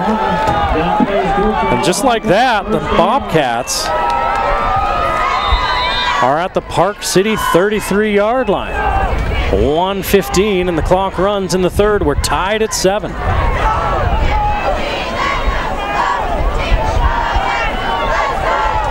Falslev missed most of the first half with an injury. He's back here in the second half. He's going to give it to Stokes. Stokes on a little power run on first down, picks up about 4. He's approaching 100 yards. He's at 98 on 18 carries. And we're under a minute to play here in this third quarter, and not sure why the clock stopped. Clock's not running. We're going to hand it to Stokes again, right up the gut. Stokes is going to be shy of the first down. It's going to be third and about 1.5 yards. Down by number 52, Zachary Rutledge. Brings up a 3rd and 1, 3rd and 2. Stokes is over 100. 30 seconds to play in the third. Third and 1.5 yards. At the Park City 25-yard line. Tied at 7. Give it to Stokes. Stokes gets free down to the 10. They're going to spot him at the 11. 14 yards for Tanner Stokes.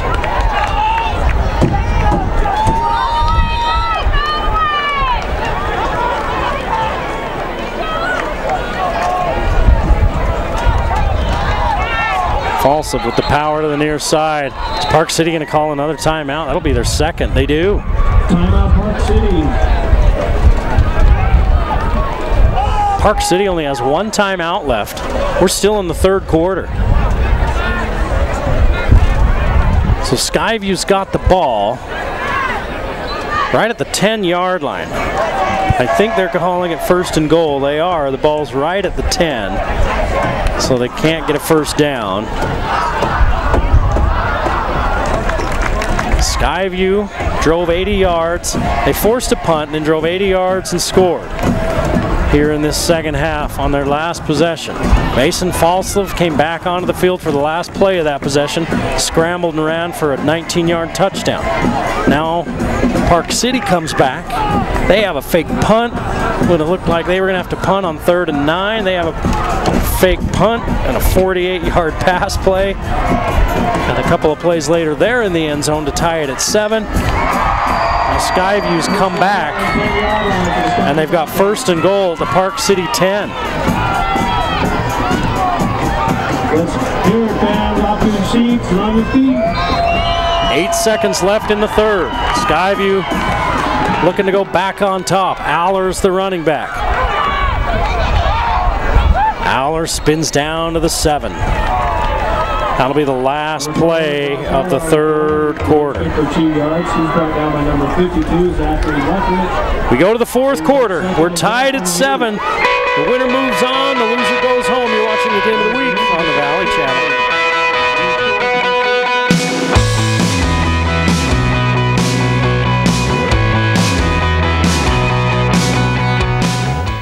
Today means something different. Some use beef frozen from far away.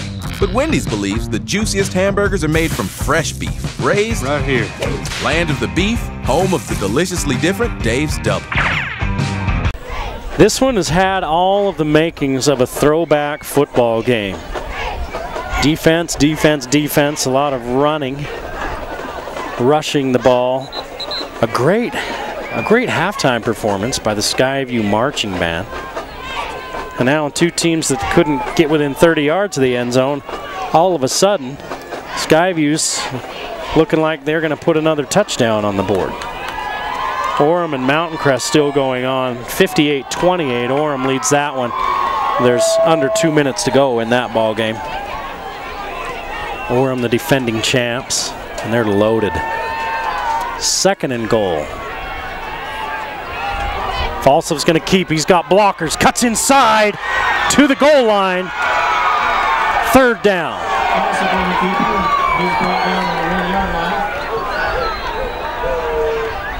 He picked up 7. And it's not him that goes down. It's not Falsov that goes down. Somebody's down.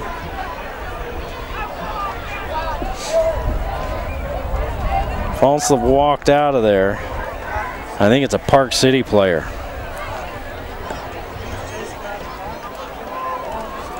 Falsov had two blockers out there. Looked like he was going to get caught in the backfield. Park City had done a good job to get penetration, and he just outran the would-be tackler to the edge. And now it's 3rd and goal from the 1.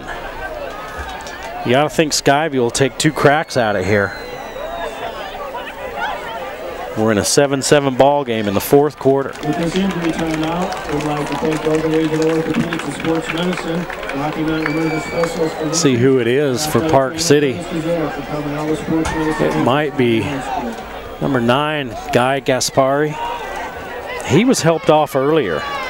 He was the player that was injured for Park City earlier in this ball game.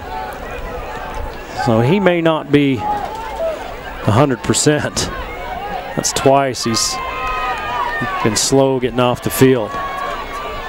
2 by 2 as they spread that defense out. I'm sure Falsov will go under center and keep.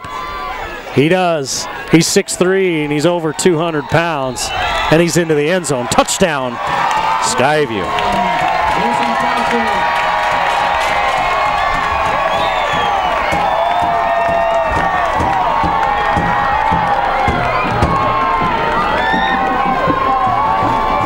So Falsov back on the field after the first half injury. He's scored 2 touchdowns.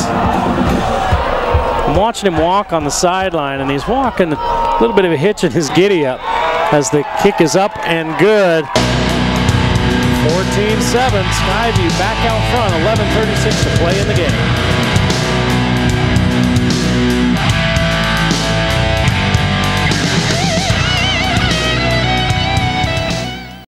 You're so adorable. I'm taking you home. The world judges. We don't. Planet Fitness. Be free. McCurdy's back deep. Horman gets into this one. No return.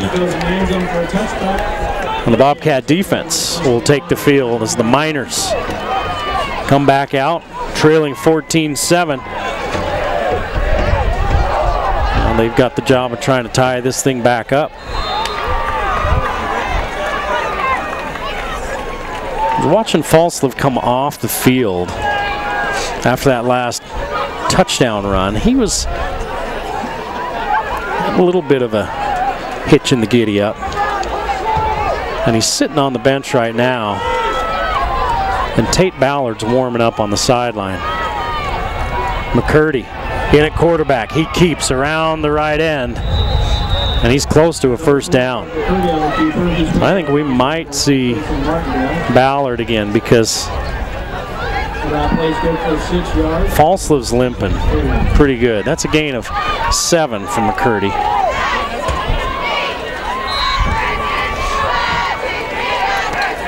Falsov's got his helmet on and he's down at the, away from the team at the 40-yard line. He's talking to Tanner Stokes. While Ballard continues to warm up. In the meantime, Park City still working on tying this ball game up as they pick up a first down. First carry of the night for Warner.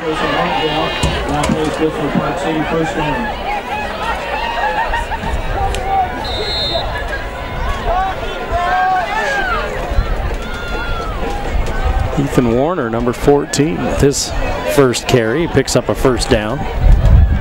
Clock running with 11 minutes to play in this ball game. And the winner meets Dixie at Rice-Eccles Stadium next week. Here's the pitch to Bauer. Bauer's got running room. Bauer still on his feet. Punishing run by Bauer.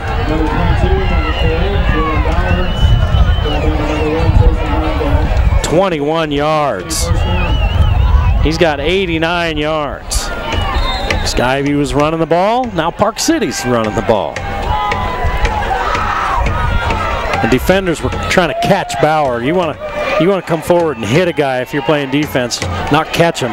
You're going to end up on your back. And they were trying to catch Bauer as they run it the other way. Bauer This time gets dragged down after a gain of 3. 92 yards for Bauer on 16 carries. Stokes is over 100 for Skyview. Stokes has 117. McCurdy's got 22 for Park City. 10 minutes to play. Park City trails by 7. They're at the Skyview 39. Skidmore unloads through the hands of his intended receiver. Jet Reed can't come up with it, and there was a defensive back charging up hard from the secondary. Lucky that one wasn't picked off. Skidmore 6 of 15 for 45 yards. McCurdy's 2 for 2 for 59 yards.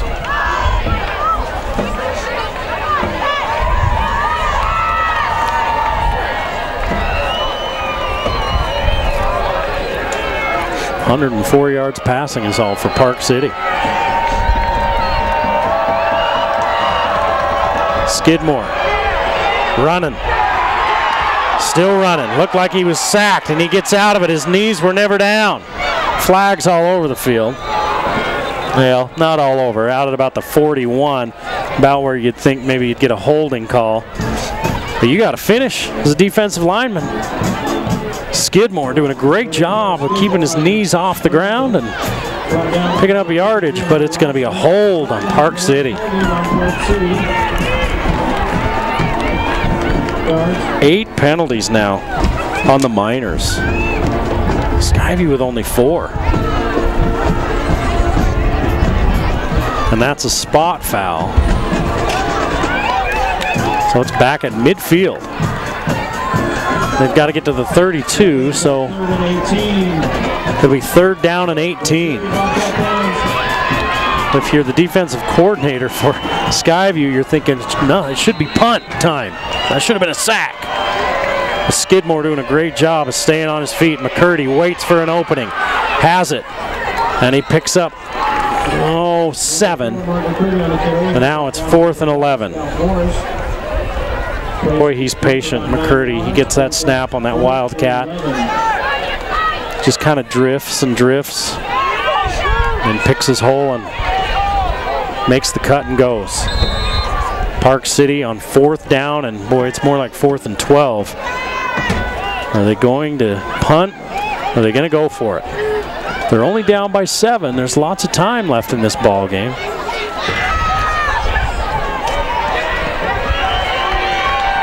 Looks like they're going to go for it. 9:05 to play. It's 4th and 12. Park City down 7 is going for it. Skidmore over the middle. Picked off. Big hit. Big hit. And did he fumble? There's flags. We got trouble. Oh boy, do we have trouble.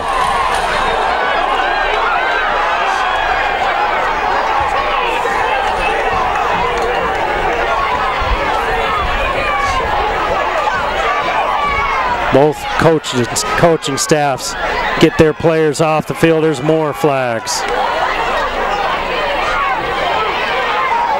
Flags all over the place. Now we got to sort it out. I didn't see who it was that picked it off. He got walloped right where the ball spotted at about the 37-yard line. And then after that, it all broke loose. Somebody didn't like something. Evan Pointer was going after somebody, and one of his teammates was helping him from Park City. But just because we saw them doing that doesn't mean something else wasn't done to instigate that.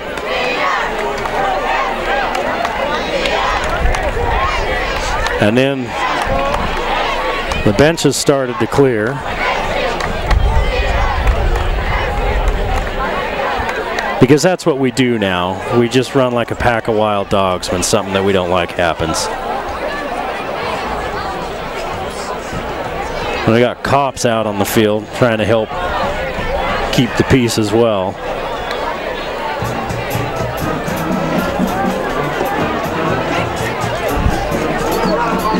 And it'll be really interesting to see what the gentleman you're looking at right there come up with, because it's not going to be all one-sided what's going to happen. If it's all after the play, Skyview had the interception.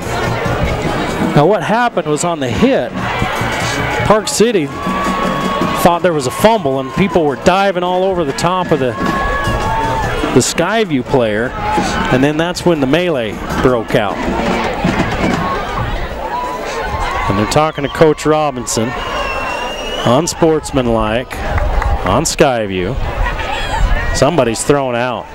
Unsportsmanlike on Park City. Somebody's thrown out. Unsportsmanlike, Park City.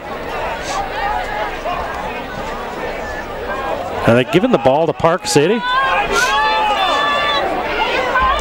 If they're giving the ball to Park City, then that means there was a fumble on the interception.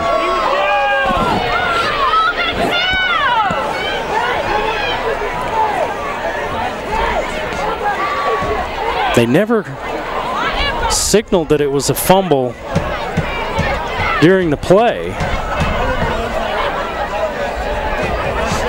That actually works out in Park City's favor if that's what happens.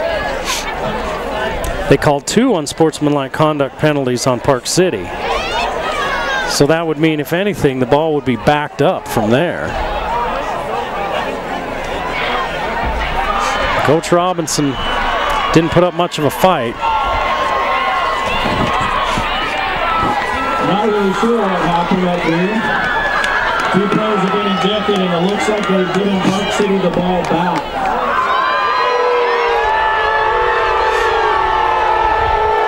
So they're going to mark off this penalty against Park City, but there must have been a fumble on that. Must have been a fumble on the interception on that big hit. So whoever hit the Skyview defender that had come up with that interception gives Park City the ball back.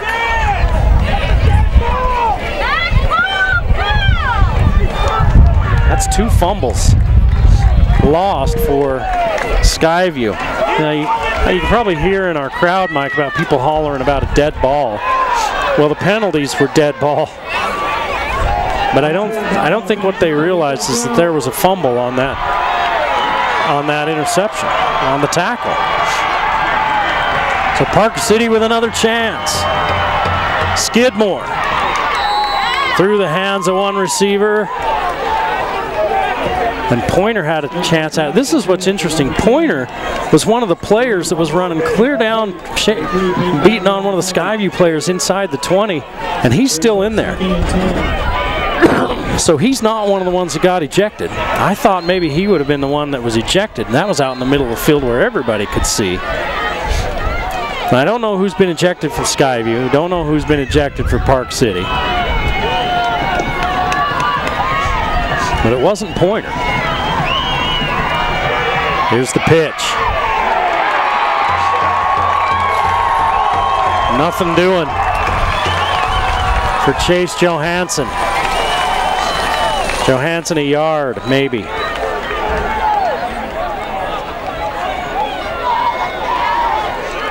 Third and 9.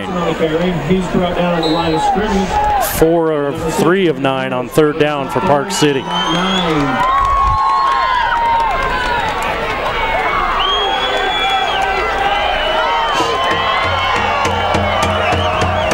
I'm wondering if Bauer was the player ejected for Park City, because I haven't seen him on this possession. Skidmore steps up, looking for McCurdy. He's got him, and he's still on his feet. Inside the 10, down to the 6-yard line.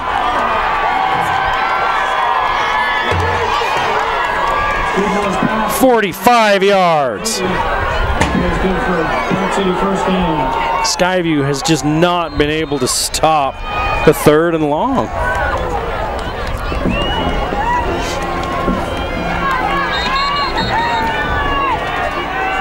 Now Skyview wants a timeout. What a huge turn of events.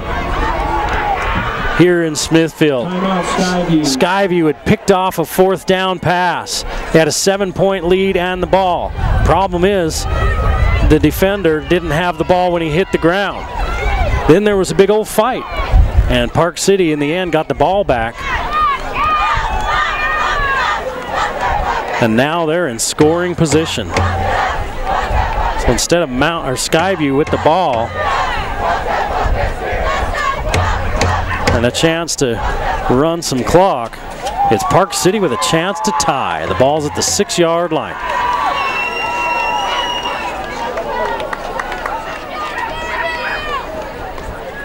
That was 3rd and long again that bites Skyview.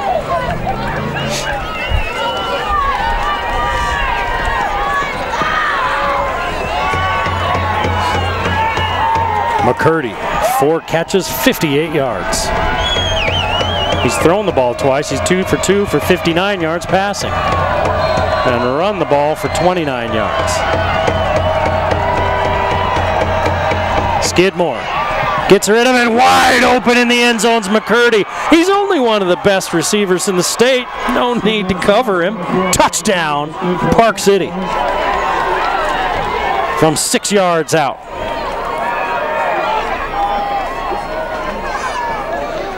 Total coverage blown there. One of the best receivers in the entire state, all alone in the end zone. So Skyview now looking at a possibility of falling behind as Park City's going for 2. Skidmore caught. 2-point conversion, and Park City takes the lead.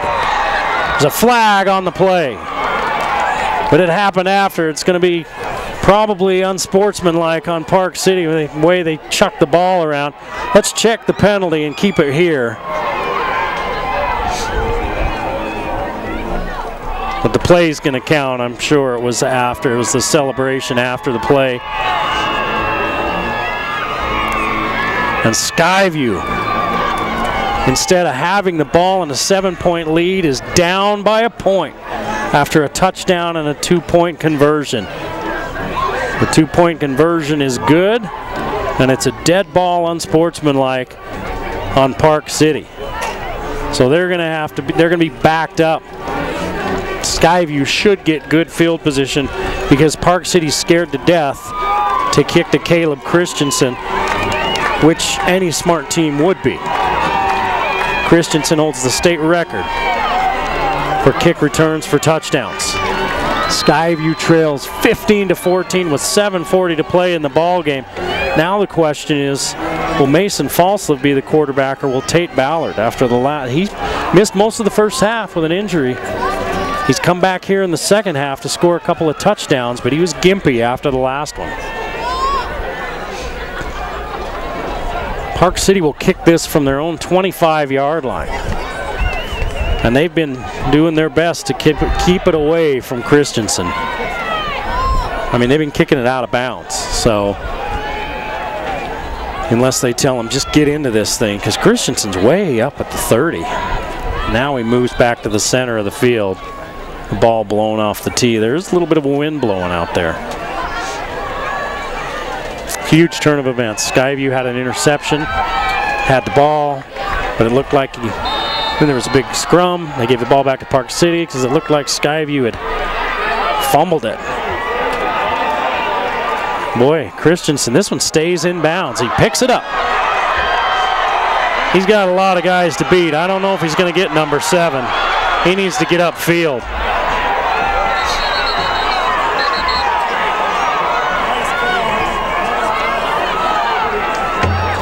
Christensen trying to make something happen and gave ground, and Skyview will start at their own 10.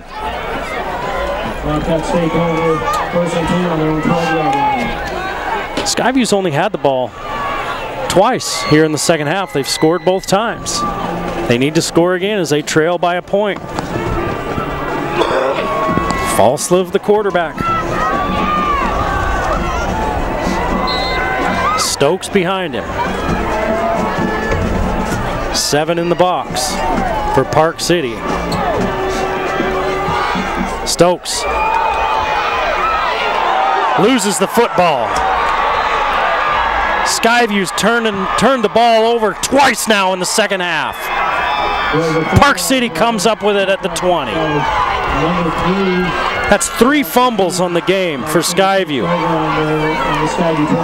Stokes had picked up 11 yards and then he fumbled at the end. And they're stunned here in Smithfield. Stokes has had a brilliant game. 21 carries, 128 yards, and then he fumbles on that one after an 11-yard run.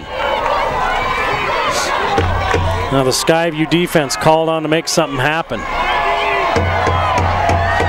I wouldn't be surprised to see Park City take a shot toward McCurdy right away. Skidmore in the backfield, in trouble.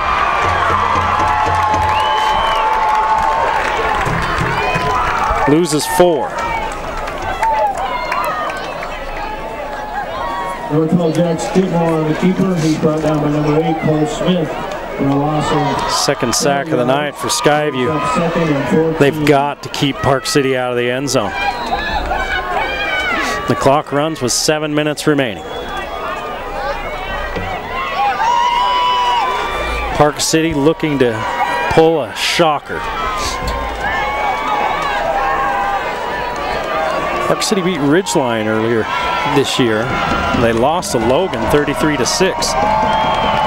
That was the second game of the season. They've won 7 out of 8 since then. Skidmore. Lots of running room. Skidmore stays on his feet. Boy, Skyview's had some tackling issues here in the second half. How many times does it look like somebody's wrapped up for Park City? And instead, they're running out of there and picking up key first downs. Jackson Burns plays good for a Park City first down. Clock runs. Skidmore picked up 13.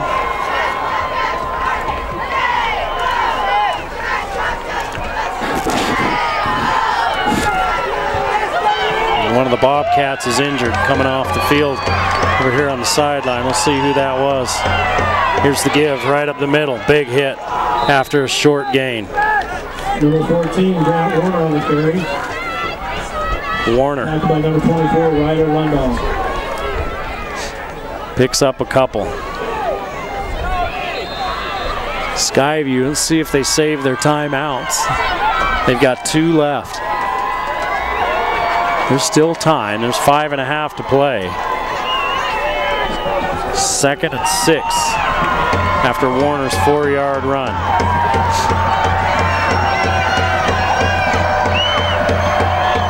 Give it to him again. Skyview trying to tear that ball away from him. That's good and bad. You know, you want to create the turnover. But how many times do you see teams trying to tackle the ball and then the runner being able to get away and get yardage? It's 3rd down and 6. 4 of 10 on 3rd downs for Park City.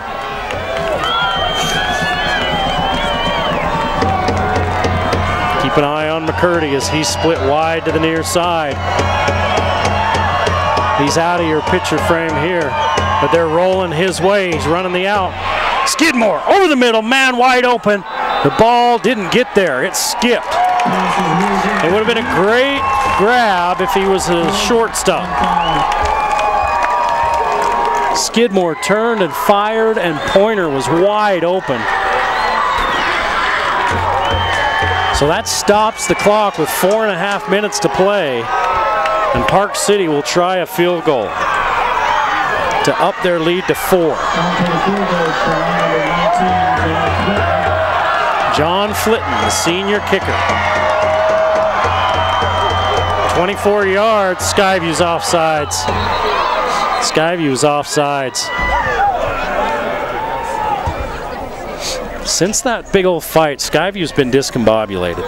They've made some mental errors.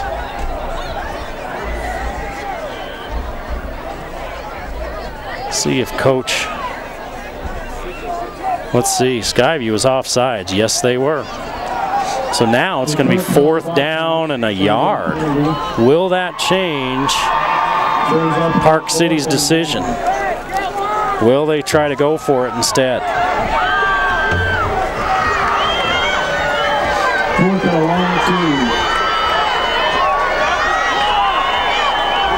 It's going to be 4th and 2.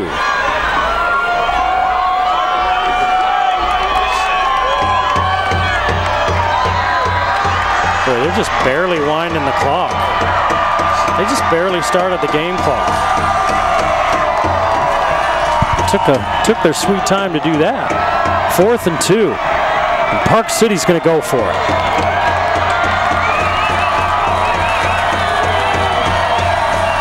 And a flag, because Park City had 12 players on the field.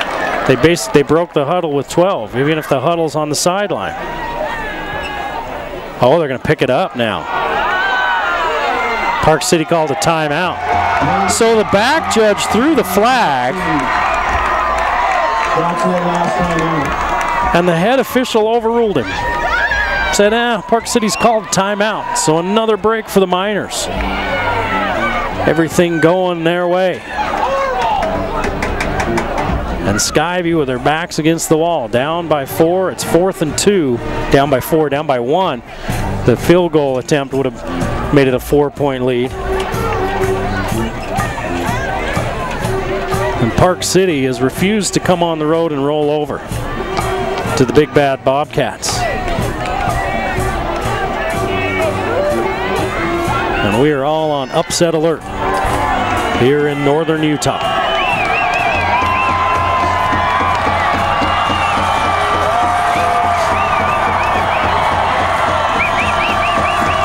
Skidmore under center, rolling this way, looking for McCurdy.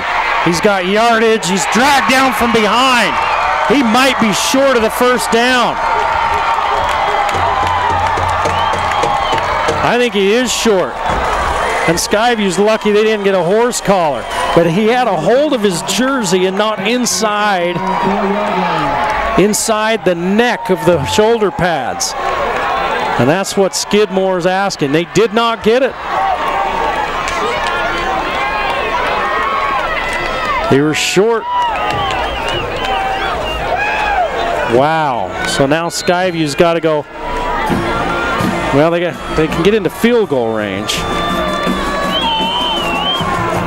They're down by 1. You don't want a penalty in the end zone. There's 4:23 to play. Skyview with 2 timeouts and a flag. Why not? That's what we all came to see tonight. Somebody have too many players out on the field. Yeah, it's on Park City. They had 12 on the field. Another penalty on the Miners.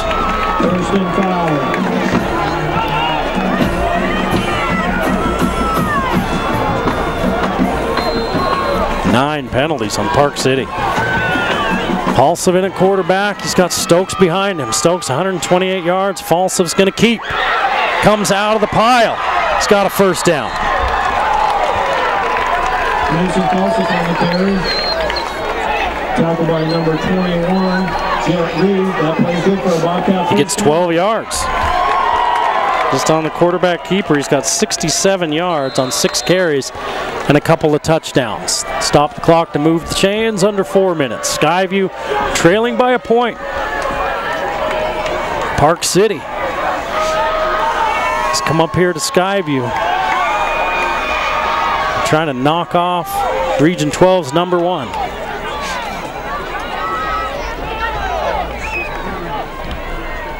Also back to throw. Got some pressure, now breaks the pocket. He heaves to a wide open man.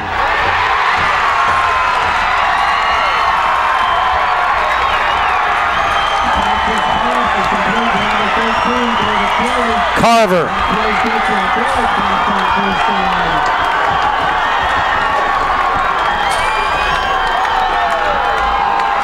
45 yards. 84 yards for Carver. Falslev has 47 yards passing. He's only got 2 completions. Here's the give to Stokes. Breaks a tackle, still on his feet. 3 minutes to play. Skyview in minor territory. Down to the 27. 6 yards for Stokes.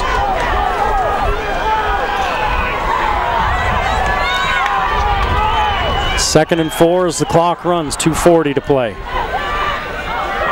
Haller pops off tackle, slips a tackle inside the 20.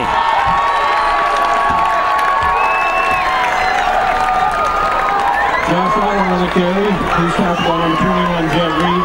That play is good for 8 yards for Aller. He's got 56 yards on 10 carries. Clock runs with 2:25 to play. Skyview at the 18-yard line.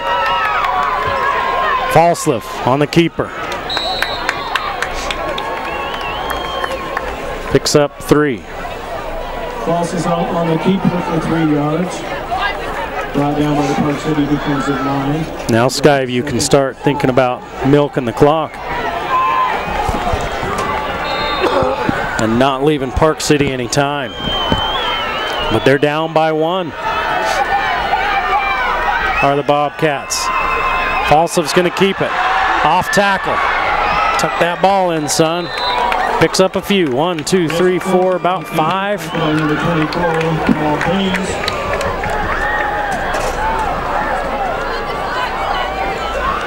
$75 yards now for Falslev. Brings up a 3rd and 4. 3rd and a short 4. 1:24 to play. Skyview trails 15-14. They're on the Park City 11-yard line. Park City brought everybody. Everybody. Might have been a great play to throw a pass, but far be it from me to second guess Perry Christensen. He's forgot more about football than I'll ever know.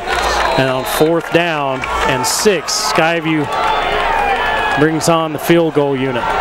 30 yards from the left hash. And the clock's running. We're under a minute. Kick, no good. No good. 33 seconds left, and Park City will take over. He pushed it left. And Park City is a couple of kneel downs away from moving on to the semifinals for the first time since 2009. I don't know if you could call it a monumental upset, but you could call it a big one.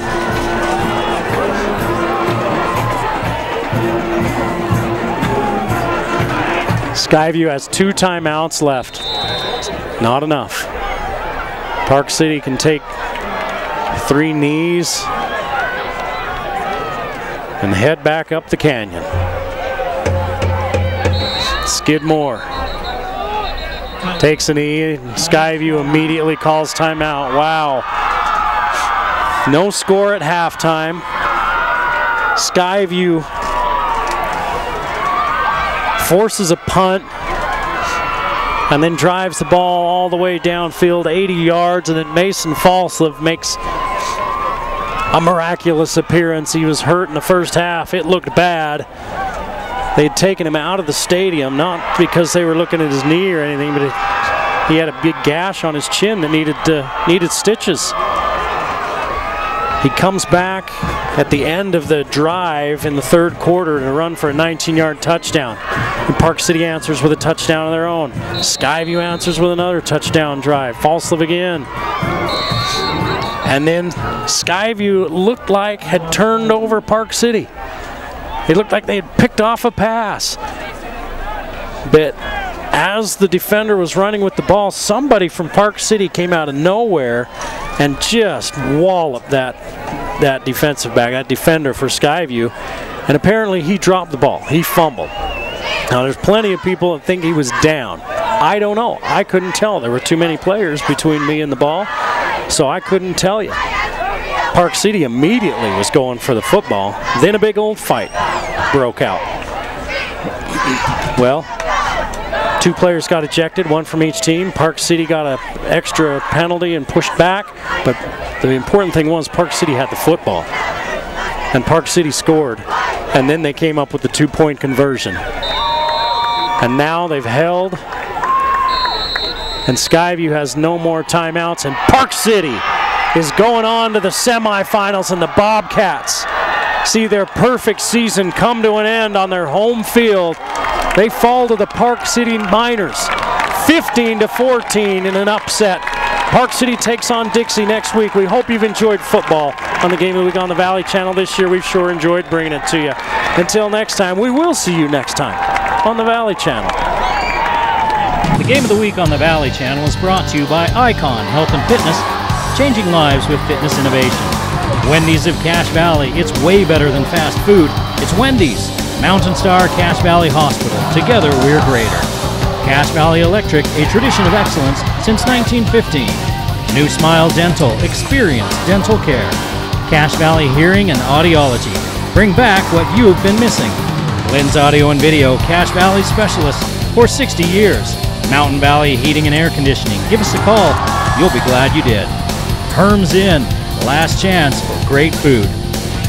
Discount Tire and Automotive, so much more than a tire store. Four Seasons Apartments and Townhomes is your home. Planet Fitness of Logan, no intimidation and only $10 a month. Aspen Dental, get that gorgeous smile you've always wanted. The Logo Shop, we logo stuff, all kinds of stuff. And the Valley Channel, Cache Valley's TV station for over 25 years.